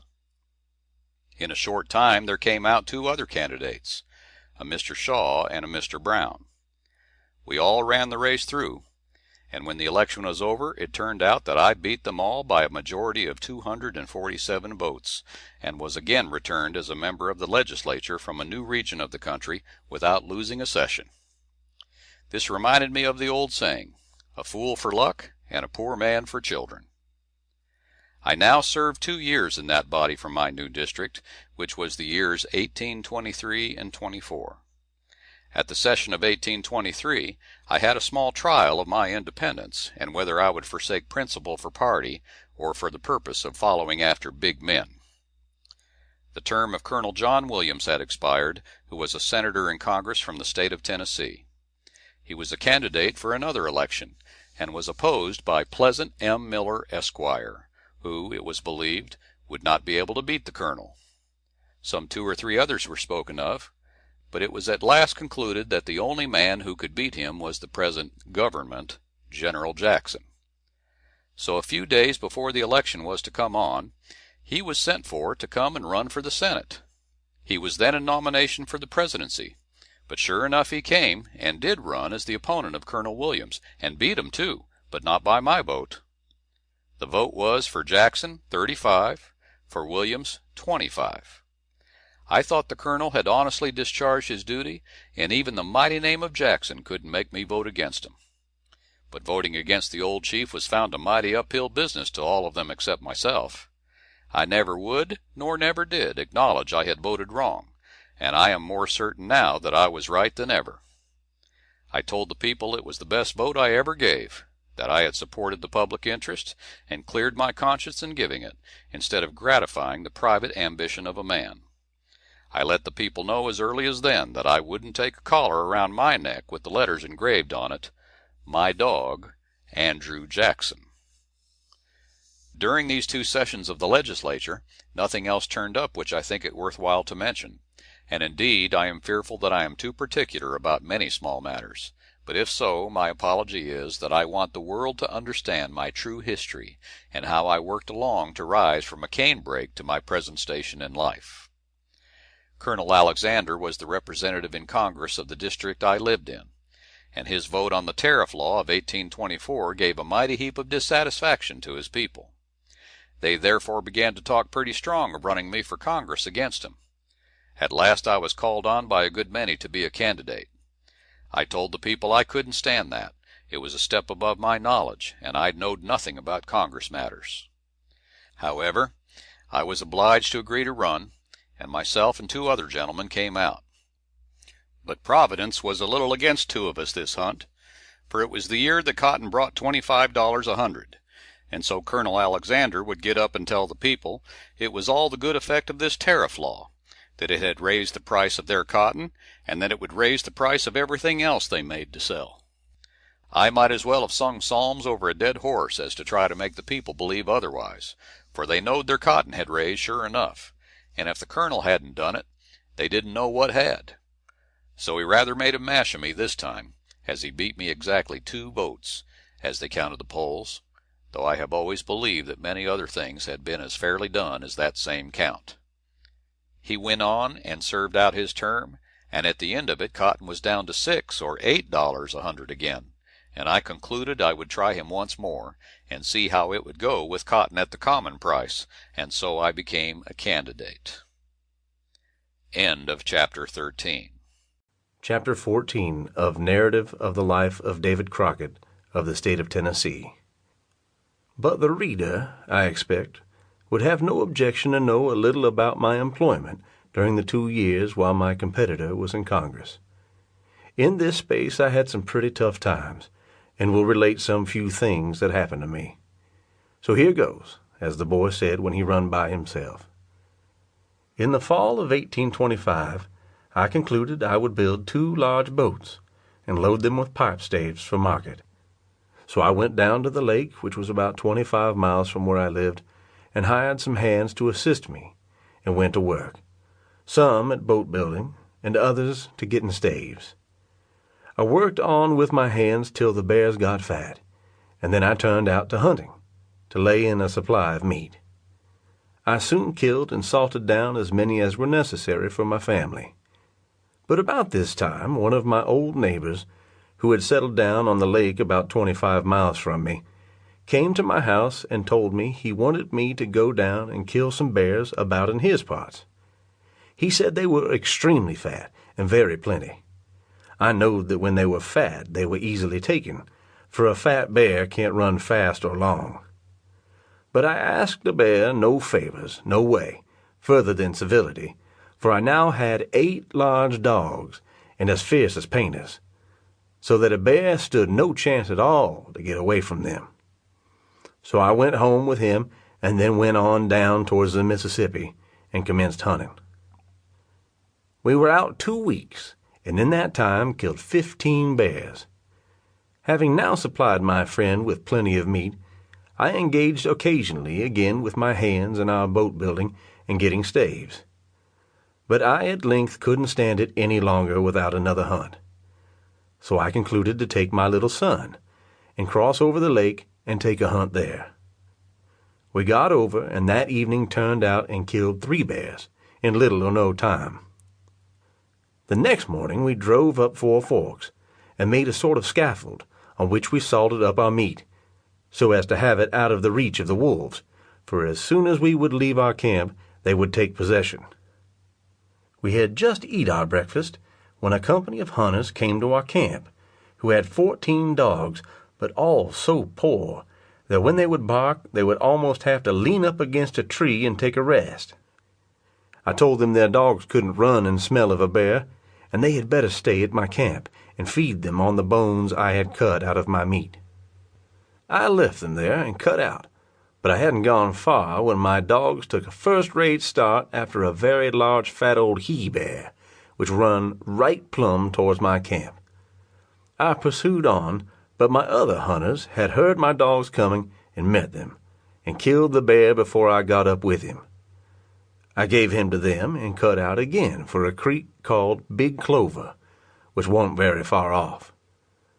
Just as I got there and was entering a canebrake, my dogs all broke and went ahead, and in a little time they raised a fuss in the cane and seemed to be going every way.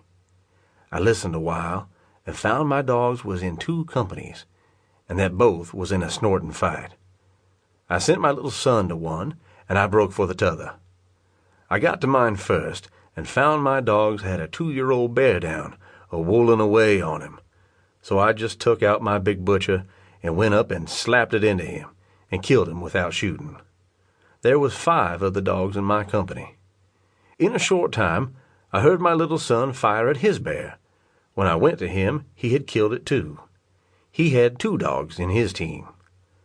Just at this moment, we heard my other dog barking a short distance off, and all the rest immediately broke to him. We pushed on too, and when we got there, we found he had still a larger bear than either of them we had killed treed by himself. We killed that one also, which made 3 we had killed in less than half an hour. We turned in and butchered them, and then started to hunt for water and a good place to camp. But we had no sooner started than our dogs took a start after another one, and away they went like a thunder gust, and was out of hearing in a minute. We followed the way they had gone for some time, but at length we gave up the hope of finding them, and turned back. As we were going back, I came to where a poor fellow was grubbing, and he looked like the very picture of hard times. I asked him what he was doing away there in the woods by himself.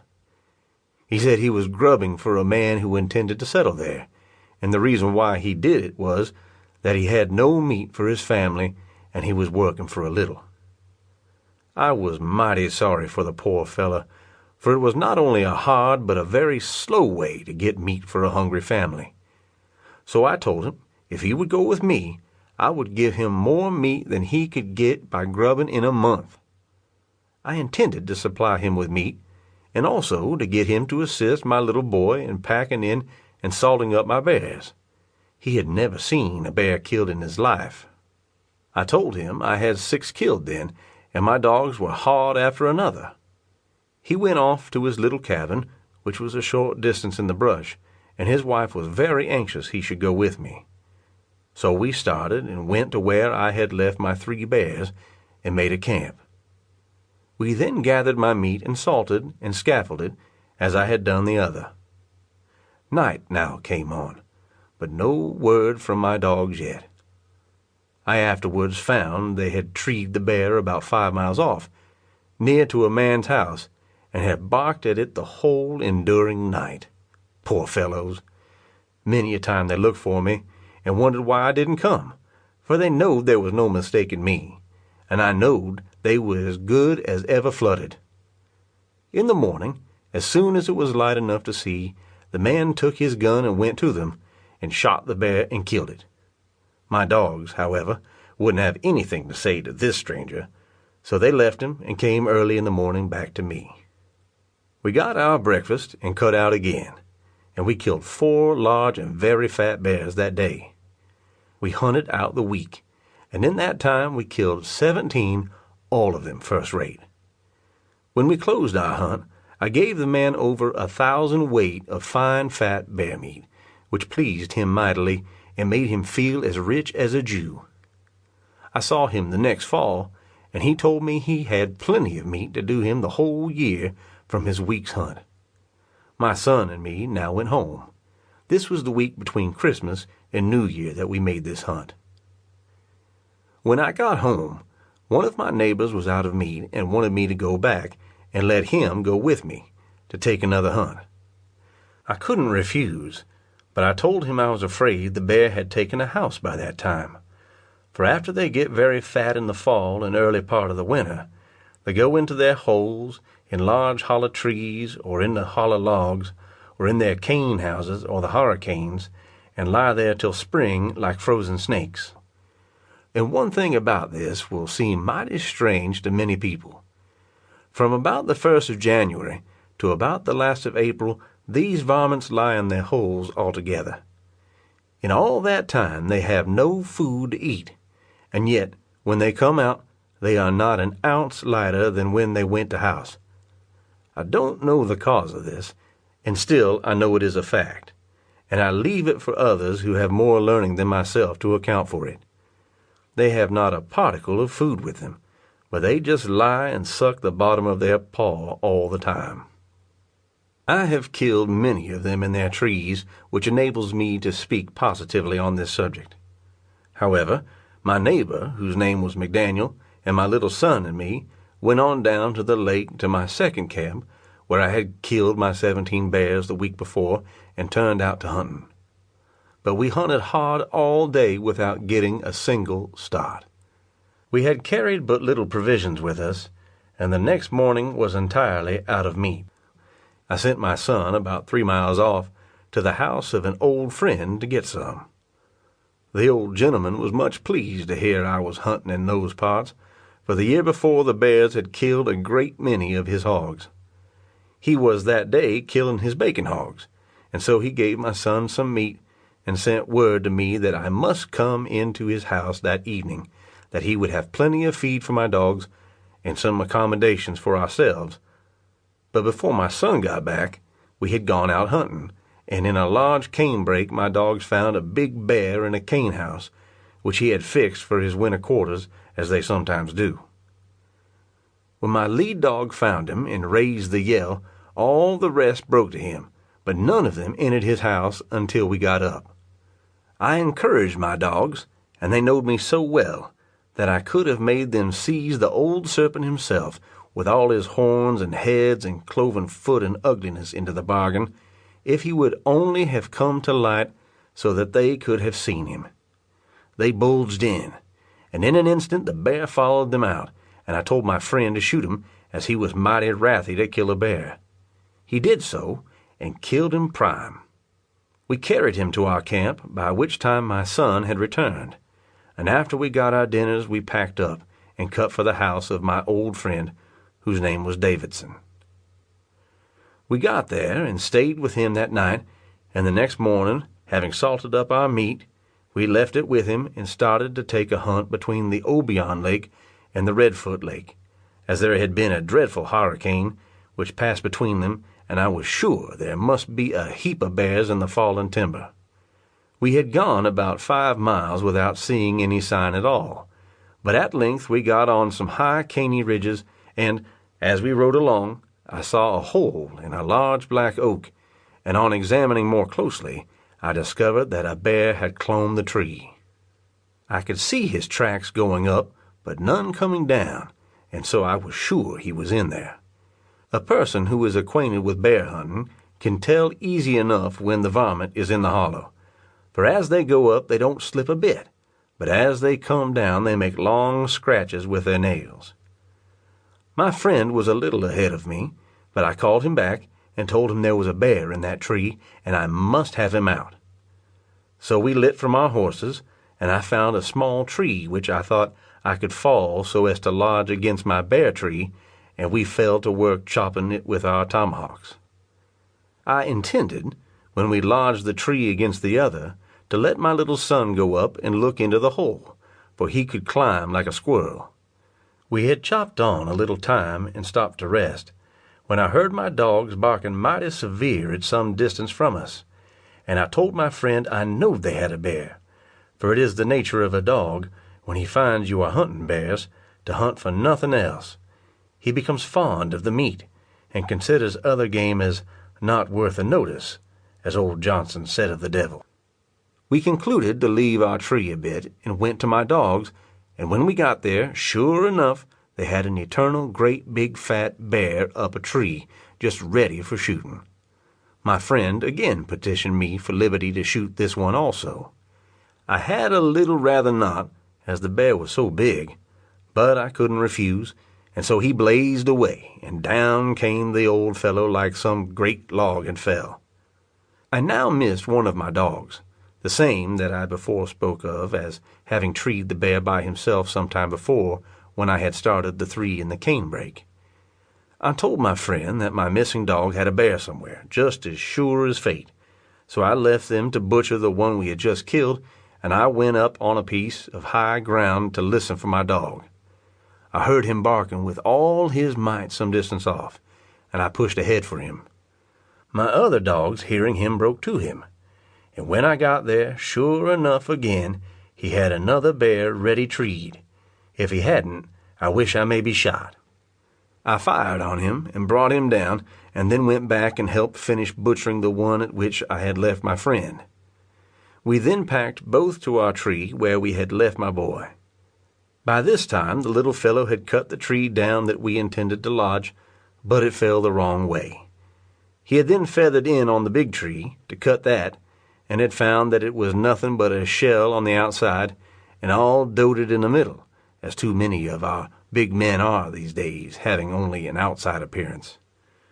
My friend and my son cut away on it, and I went off about 100 yards with my dogs to keep them from running under the tree when it should fall. On looking back at the hole, I saw the bear's head out of it, looking down at them as they were cutting. I hollered to them to look up, and they did so, and McDaniel catched up his gun, but by this time the bear was out and coming down the tree. He fired at it, and as soon as it touched ground the dogs were all around it, and they had a roll and tumble fight to the foot of the hill where they stopped him. I ran up, and putting my gun against the bear, fired and killed him. We now had 3, and so we made our scaffold and salted them up. End of Chapter 14. Chapter 15 of Narrative of the Life of David Crockett of the State of Tennessee. In the morning I left my son at the camp, and we started on towards the hurricane. And when we had went about a mile, we started a very large bear, but we got along mighty slow on account of the cracks in the earth occasioned by the earthquakes. We, however, made out to keep in hearing of the dogs for about 3 miles, and then we came to the hurricane. Here we had to quit our horses, as old Nick himself couldn't have got through it without sneaking it along in the form that he put on, to make a fool of our old grandmother Eve. By this time several of my dogs had got tired and come back, but we went ahead on foot for some little time in the hurricane, when we met a bear coming straight at us, and not more than 20 or 30 yards off. I started my tired dogs after him, and McDaniel pursued them, and I went on to where my other dogs were. I had seen the track of the bear they were after, and I knowed he was a screamer. I followed on to about the middle of the hurricane, but my dogs pursued him so close that they made him climb an old stump about 20 feet high. I got in shooting distance of him and fired, but I was all over in such a flutter from fatigue and running that I couldn't hold steady. But, however, I broke his shoulder, and he fell. I run up and loaded my gun as quick as possible, and shot him again and killed him. When I went to take out my knife to butcher him, I found I had lost it in coming through the hurricane. The vines and briars was so thick I would sometimes have to get down and crawl like a varmint to get through at all, and a vine had, as I supposed, caught in the handle and pulled it out. While I was standing and studying what to do, my friend came to me. He had followed my trail through the hurricane and had found my knife, which was mighty good news to me, as a hunter hates the worst in the world to lose a good dog or any part of his hunting tools. I now left McDaniel to butcher the bear, and I went after our horses and brought them as near as the nature of case would allow. I then took our bags and went back to where he was, and when we had skinned the bear, we fleeced off the fat and carried it to our horses at several loads. We then packed it up on our horses and had a heavy pack of it on each one. We now started and went on till about sunset, when I concluded we must be near our camp. So I hollered, and my son answered me, and we moved on in the direction to the camp. We had gone but a little way when I heard my dogs make a warm start again, and I jumped down from my horse and gave him up to my friend and told him I would follow them. He went on to the camp, and I went ahead after my dogs with all my might for a considerable distance, till at last night came on. The woods were very rough and hilly, and all covered over with cane. I now was compelled to move on more slowly, and was frequently falling over logs and into the cracks made by the earthquakes, so that I was very much afraid I would break my gun. However, I went on about 3 miles, when I came to a good big creek, which I waded. It was very cold, and the creek was about knee-deep, but I felt no great inconvenience from it just then, as I was all over wet with sweat from running, and I felt hot enough. After I got over this creek and out of the cane, which was very thick on all our creeks, I listened for my dogs. I found they had either treed or brought the bear to a stop, as they continued barking in the same place.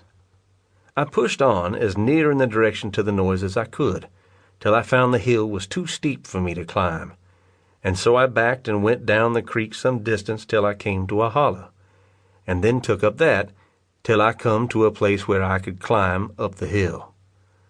It was mighty dark, and was difficult to see my way or anything else. When I got up the hill, I found I had passed the dogs, and so I turned and went to them. I found, when I got there, they had treed the bear in a large forked poplar, and it was setting in the fork. I could see the lump, but not plain enough to shoot with any certainty, as there was no moonlight, and so I set into hunting for some dry brush to make me a light, but I could find none, though I could find that the ground was torn mightily to pieces by the cracks. At last I thought I could shoot by guess and kill him, so I pointed as near the lump as I could and fired away. But the bear didn't come. He only clomb up higher and got out on a limb, which helped me to see him better. I now loaded up again and fired, but this time he didn't move at all. I commenced loading for a third time, but the first thing I knowed, the bear was down among my dogs, and they were fighting all around me. I had my big butcher in my belt, and I had a pair of dressed buckskin breeches on. So I took out my knife and stood, determined, if he should get a hold of me, to defend myself in the best way I could. I stood there for some time, and could now and then see a white dog I had, but the rest of them, and the bear, which were dark-colored, I couldn't see at all. It was so miserable dark. They still fought around me, and sometimes within 3 feet of me, but at last the bear got down into one of the cracks that the earthquakes had made in the ground about 4 feet deep, and I could tell the biting end of him by the hollering of my dogs. So I took my gun and pushed the muzzle of it about, till I thought I had it against the main part of his body, and fired. But it happened to be only the fleshy part of his foreleg. With this, he jumped out of the crack, and he and the dogs had another hard fight around me, as before. At last, however, they forced him back into the crack again, as he was when I had shot. I had laid down my gun in the dark, and I now began to hunt for it, and, while hunting, I got hold of a pole, and I concluded I would punch him a while with that. I did so, and when I would punch him, the dogs would jump in on him, when he would bite them badly, and they would jump out again. I concluded, as he would take punching so patiently, it might be that he would lie still enough for me to get down in the crack, and feel slowly along till I could find the right place to give him a dig with my butcher. So I got down, and my dogs got in before him and kept his head towards them, till I got along easily up to him, and placing my hand on his rump, felt for his shoulder, just behind which I intended to stick him. I made a lunge with my long knife, and fortunately stuck him right through the heart, at which he just sank down, and I crawled out in a hurry. In a little time my dogs all come out too, and seemed satisfied, which was the way they always had of telling me that they had finished him. I suffered very much that night with cold, as my leather breeches and everything else I had on was wet and frozen. But I managed to get my bear out of this crack after several hard trials, and so I butchered him and laid down to try to sleep. But my fire was very bad, and I couldn't find anything that would burn well to make it any better, and I concluded I should freeze if I didn't warm myself in some way by exercise. So I got up and hollered a while, and then I would just jump up and down with all my might and throw myself into all sorts of motions. But all this wouldn't do, for my blood was now getting cold and the chills coming all over me. I was so tired, too, that I could hardly walk, but I thought I would do the best I could to save my life, and then, if I died, nobody would be to blame. So I went to a tree about 2 feet through, and not a limb on it for 30 feet, and I would climb up it to the limbs and then lock my arms together around it and slide down to the bottom again. This would make the insides of my legs and arms feel mighty warm and good. I continued this till daylight in the morning, and how often I clomb up my tree and slid down I don't know, but I reckon at least 100 times. In the morning I got my bear hung up so as to be safe, and then set out to hunt for my camp. I found it after a while, and McDaniel and my son were very much rejoiced to see me get back, for they were about to give me up for lost. We got our breakfasts, and then secured our meat by building a high scaffold and covering it over. We had no fear of it spoiling, for the weather was so cold that it couldn't. We now started after my other bear, which had caused me so much trouble and suffering. And before we got him, we got a start after another and took him also. We went on to the creek I had crossed the night before and camped, and then went to where my bear was that I had killed in the crack. When we examined the place, McDaniel said he wouldn't have gone into it, as I did, for all the bears in the woods. We took the meat down to our camp and salted it, and also the last one we had killed, intending in the morning to make a hunt in the hurricane again. We prepared for resting that night, and I can assure the reader I was in need of it. We had laid down by our fire, and about 10 o'clock there came a most terrible earthquake, which shook the earth so that we were rocked about like we had been in a cradle. We were very much alarmed, for though we were accustomed to feel earthquakes, we were now right in the region which had been torn to pieces by them in 1812, and we thought it might take a notion and swallow us up, like the big fish did Jonah. In the morning we packed up and moved to the hurricane, where we made another camp, and turned out that evening and killed a very large bear, which made 8 we had now killed in this hunt. The next morning we entered the hurricane again, and in little or no time my dogs were in full cry. We pursued them, and soon came to a thick canebrake, in which they had stopped their bear. We got up close to him, as the cane was so thick that we couldn't see more than a few feet. Here I made my friend hold the cane a little open with his gun till I shot the bear, which was a mighty large one. I killed him dead in his tracks. We got him out and butchered him, and in a little time started another and killed him, which now made 10 we had killed, and we knowed we couldn't pack any more home, as we had only 5 horses along. Therefore we returned to the camp and salted up all our meat, to be ready for a start homeward next morning. The morning came, and we packed our horses with the meat, and had as much as they could possibly carry, and sure enough cut out for home. It was about 30 miles, and we reached home the second day. I had now accommodated my neighbor with meat enough to do him, and had killed in all, up to that time, 58 bears during the fall and winter. As soon as the time come for them to quit their houses and come out again in the spring, I took a notion to hunt a little more, and in about 1 month I killed 47 more, which made 105 bears I had killed in less than 1 year from that time. End of Chapter 15. Chapter 16 of Narrative of the Life of David Crockett of the State of Tennessee. Having now closed my hunting for that winter, I returned to my hands, who were engaged about my boats and staves, and made ready for a trip down the river. I had 2 boats and about 30,000 staves, and so I loaded with them and set out for New Orleans. I got out of the Obion River, in which I had loaded my boats, very well, but when I got into the Mississippi, I found all my hands were bad scared, and in fact I believe I was scared a little the worst of any, for I had never been down the river, and I soon discovered that my pilot was as ignorant of the business as myself. I hadn't gone far before I determined to lash the 2 boats together. We did so, but it made them so heavy and obstinate that it was next to kin to impossible to do anything at all with them, or to guide them right in the river. That evening we fell in company with some Ohio boats, and about night we tried to land, but we could not. The Ohio men hollered to us to go on and run all night. We took their advice, though we had a good deal rather not, but we couldn't do any other way. In a short distance, we got into what is called the Devil's Elbow, and if any place in the wide creation has its own proper name, I thought it was this. Here we had about the hardest work that I ever was engaged in my life to keep out of danger, and even then we were in it all the while. We twice attempted to land at woodyards which we could see, but couldn't reach.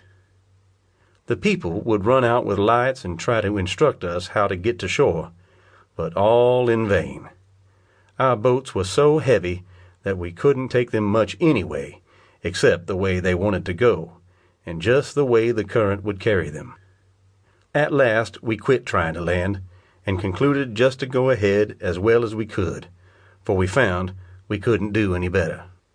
Sometime in the night I was down in the cabin of one of the boats, sitting by the fire, thinking on what a hobble we had got into, and how much better bear hunting was on hard land than floating along the river, when a fellow had to go ahead whether he was exactly willing or not. The hatchway into the cabin came slap down right through the top of the boat, and it was the only way out except a small hole in the side, which we had used for putting our arms through to dip up water before we lashed the boats together. We were now floating sideways, and the boat I was in was the hindmost as we went. All at once I heard the hands begin to run over the top of the boat in great confusion, and pull with all their might, and the first thing I knowed after this, we went broadside full tilt against the head of an island where a large raft of drift timber had lodged. The nature of such a place would be, as everybody knows, to suck the boats down and turn them right under this raft, and the uppermost boat would, of course, be sucked down and go under first. As soon as we struck, I bulged for my hatchway, as the boat was turning under sure enough. But when I got to it, the water was pouring through in a current as large as the hole would let it, and as strong as the weight of the river could force it. I found I couldn't get out here, for the boat was now turned down in such a way that it was steeper than a housetop. I now thought of the hole in the side, and made my way in a hurry for that. With difficulty I got to it, and when I got there I found it was too small for me to get out by my own dower, and I began to think that I was in a worse box than ever. But I put my arms through and hollered as loud as I could roar, as the boat I was in hadn't yet quite filled with water up to my head, and the hands who were next to the raft, seeing my arms out and hearing me holler, seized them and began to pull.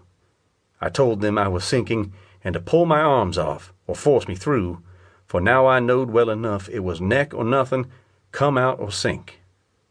By a violent effort they jerked me through, but I was in a pretty pickle when I got through.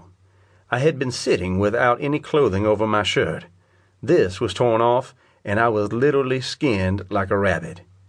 I was, however, well pleased to get out in any way, even without shirt or hide, as before I could straighten myself on the boat next to the raft, the one they pulled me out of went entirely under, and I have never seen it any more to this day. We all escaped onto the raft, where we were compelled to sit all night, about a mile from land on either side. 4 of my company were bareheaded, and 3 barefooted, and of that number I was one. I reckon I looked like a pretty cracklin' ever to get to Congress. We had now lost all our loading and every particle of our clothing except what little we had on.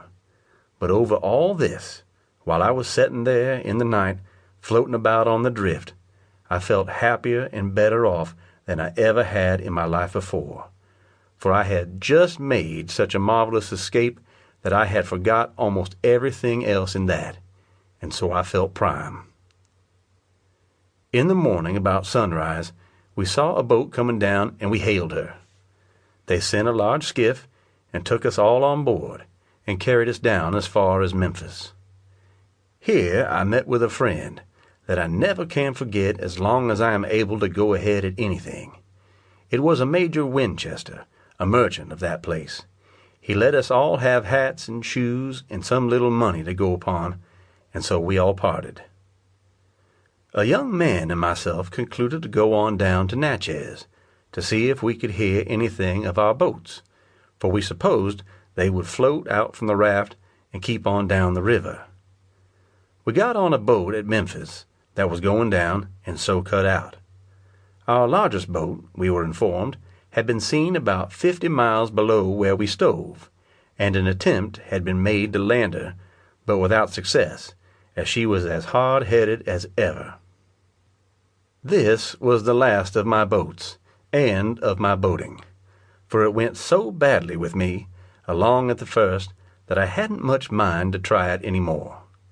I now returned home again, and as the next August was the Congressional election, I began to turn my attention a little to that matter, as it was beginning to be talked of a good deal among the people.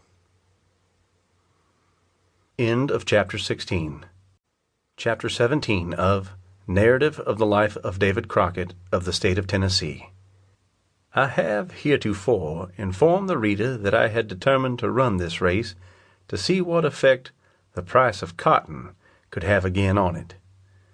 I now had Colonel Alexander to run against once more, and also General William Arnold. I had difficulties enough to fight against this time, as everyone will suppose, for I had no money and a very bad prospect, so far as I knowed, of getting any to help me along. I had, however, a good friend who sent for me to come and see him.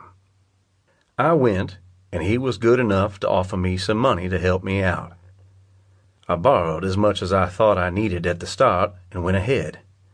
My friend also had a good deal of business about over the district at the different courts, and if he now and then slipped in a good word for me, it is nobody's business. We frequently met at different places, and, as he thought I needed, he would occasionally hand me a little more cash, so I was able to buy a little of the creature, to put my friends in a good humor, as well as the other gentlemen, for they all treat in that country. Not to get elected, of course, for that would be against the law, but just, as I before said, to make themselves and their friends feel they're keeping a little. Nobody ever did know how I got money to get along on, till after the election was over and I had beat my competitors 2,748 votes. Even the price of cotton couldn't save my friend Alec this time. My rich friend, who had been so good to me in the way of money, now sent for me and loaned me $100 and told me to go ahead, that amount would bear my expenses to Congress, and I must then shift for myself. I came on to Washington and drawed $250 and purchased with it a check on the bank at Nashville and enclosed it to my friend.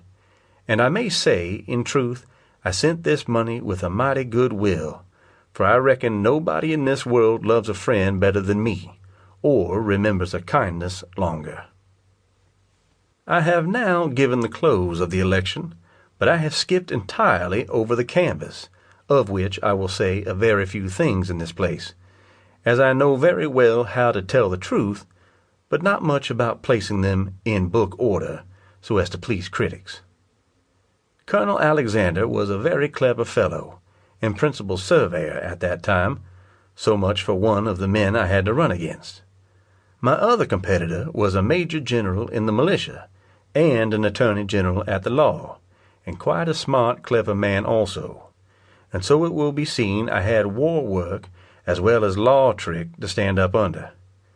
Taking both together, they make a pretty considerable of a load for any one man to carry.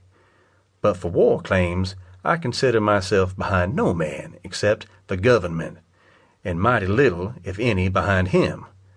But this the people will have to determine hereafter, as I reckon it won't do to quit the work of reform and retrenchment yet for a spell.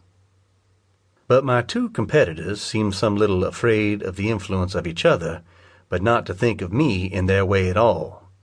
They, therefore, were generally working against each other, while I was going ahead for myself, and mixing among the people in the best way I could. I was as cunning as a little red fox, and wouldn't risk my tail in a committal trap. I found the sign was good almost everywhere I went. On one occasion, while we were in the eastern counties of the district, it happened that we all had to make a speech, and it fell on me to make the first one. I did so after my manner, and it turned pretty much on the old saying, "A short horse is soon curried," as I spoke not very long. Colonel Alexander followed me, and then General Arnold come on. The general took much pains to reply to Alexander, but didn't so much as let on that there was any such candidate as myself at all. He had been speaking for a considerable time when a large flock of guinea fowls came very near to where he was and set up the most unmerciful chattering that ever was heard, for they are a noisy little brood anyway. They so confused the general that he made a stop and requested that they might be driven away. I let him finish his speech, and then walking up to him, said aloud, "Well, Colonel, you are the first man I ever saw that understood the language of fowls." I told him that he had not had the politeness to name me in his speech, and that when my little friends, the guinea fowls, had come up and began to holler, "Crockett, Crockett, Crockett," he had been ungenerous enough to stop and drive them all away. This raised a universal shout among the people for me, and the general seemed mighty bad plagued. But he got more plagued than this at the polls in August, as I have stated before. This election was in 1827, and I can say, on my conscience, that I was, without disguise, the friend and supporter of General Jackson, upon his principles as he laid them down, and as I understood them, before his election as President. During my 2 first sessions in Congress, Mr. Adams was President, and I worked along with what was called the Jackson Party pretty well. I was re-elected to Congress in 1829 by an overwhelming majority, and soon after the commencement of this second term I saw, or thought I did, that it was expected of me that I was to bow to the name of Andrew Jackson and follow him in all his motions and mindings and turnings, even at the expense of my conscience and judgment. Such a thing was new to me, and a total stranger to my principles. I knowed well enough, though, that if I didn't hurrah for his name, the hue and cry was to be raised against me, and I was to be sacrificed if possible. His famous, or rather I should say his infamous, Indian bill was brought forward, and I opposed it from the purest motives in the world. Several of my colleagues got around me and told me how well they loved me and that I was ruining myself.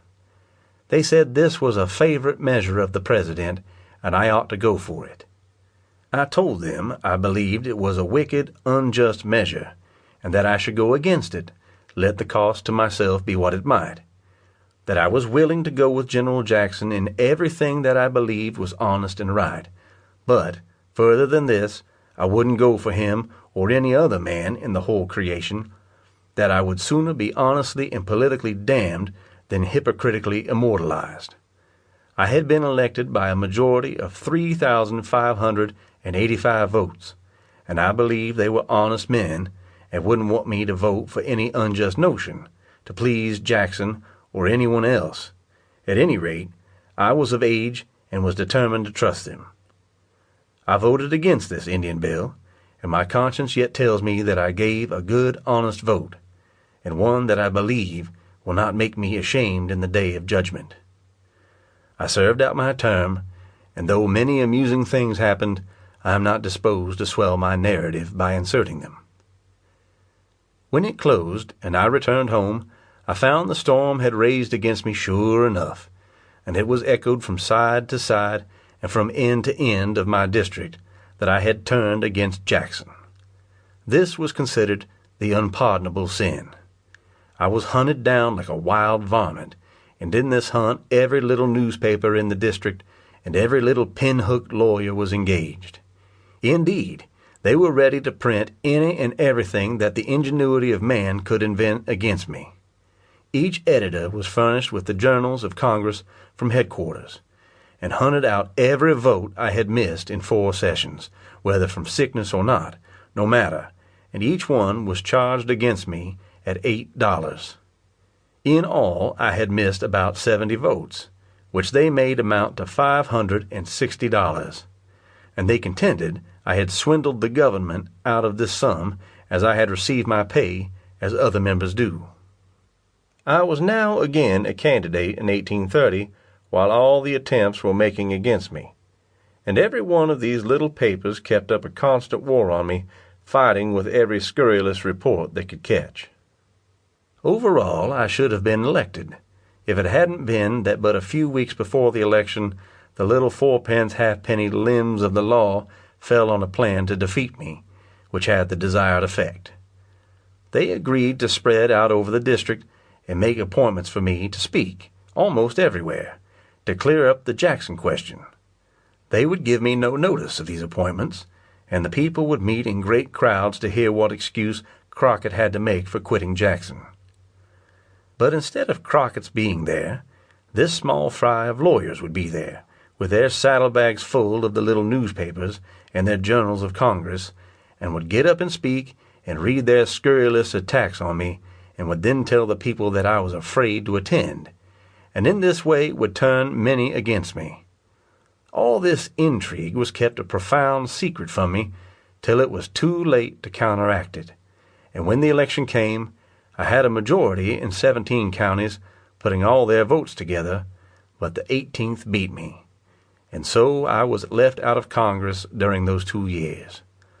The people of my district were induced, by these tricks, to take a stay on me for that time, but they have since found out that they were imposed on, and on reconsidering my case, have reversed that decision, which, as the Dutchman said, is a fair ding as ever was.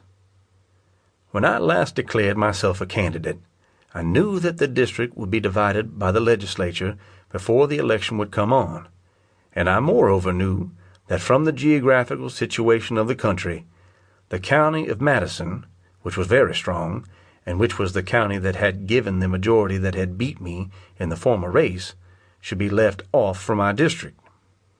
But when the legislature met, as I have been informed, and I have no doubt of the fact, Mr. Fitzgerald, my competitor, went up and informed his friends in that body that if Madison County was left off, he wouldn't run, for that Crockett could beat Jackson himself in those parts in any way they could fix it. The liberal legislature, you know, of course, gave him that county, and it is too clear to admit of dispute that it was done to make a mash of me. In order to make my district in this way, they had to form the southern district of a string of counties around 3 sides of mine, or very nearly so. Had my old district been properly divided, it would have made 2 nice ones, in convenient nice form. But, as it is, they are certainly the most unreasonably laid off of any in the state, or perhaps in the nation, or even in the teetotal creation. However, when the election came on, the people of the district, and of Madison County among the rest, seemed disposed to prove to Mr. Fitzgerald and the Jackson legislature that they were not to be transferred like hogs and horses and cattle in the market, and they determined that I shouldn't be broke down, though I had to carry Jackson and the enemies of the bank and the legislative works all at once. I had Mr. Fitzgerald, it is true, for my open competitor, but he was helped along by all his little lawyers again, headed by old Blackhawk, as he is sometimes called, alias Adam Huntsman, with all his talents for writing chronicles and such like foolish stuff. But one good thing was, and I must record it, the papers in the district were now beginning to say, fair play a little, and they would publish on both sides of the question. The contest was a warm one, and the battle well fought, but I gained the day, and the Jackson horse was left a little behind. When the polls were compared, it turned out I had beat Fitz just 202 votes, having made a mash of all their intrigues. After all this, the reader will perceive that I am now here in Congress, this 28th day of January, in the year of our Lord 1834, and that, what is more agreeable to my feelings as a freeman, I am at liberty to vote as my conscience and judgment dictates to be right, without the yoke of any party on me, or the driver at my heels, with his whip in hand, commanding me to gee woha just at his pleasure. Look at my arms, you will find no party handcuff on them. Look at my neck, you will not find there any collar with the engraving, My Dog, Andrew Jackson. But you will find me standing up to my rack as the people's faithful representative and the public's most obedient, very humble servant, David Crockett. End of chapter 17. End of Narrative of the Life of David Crockett of the State of Tennessee by David Crockett.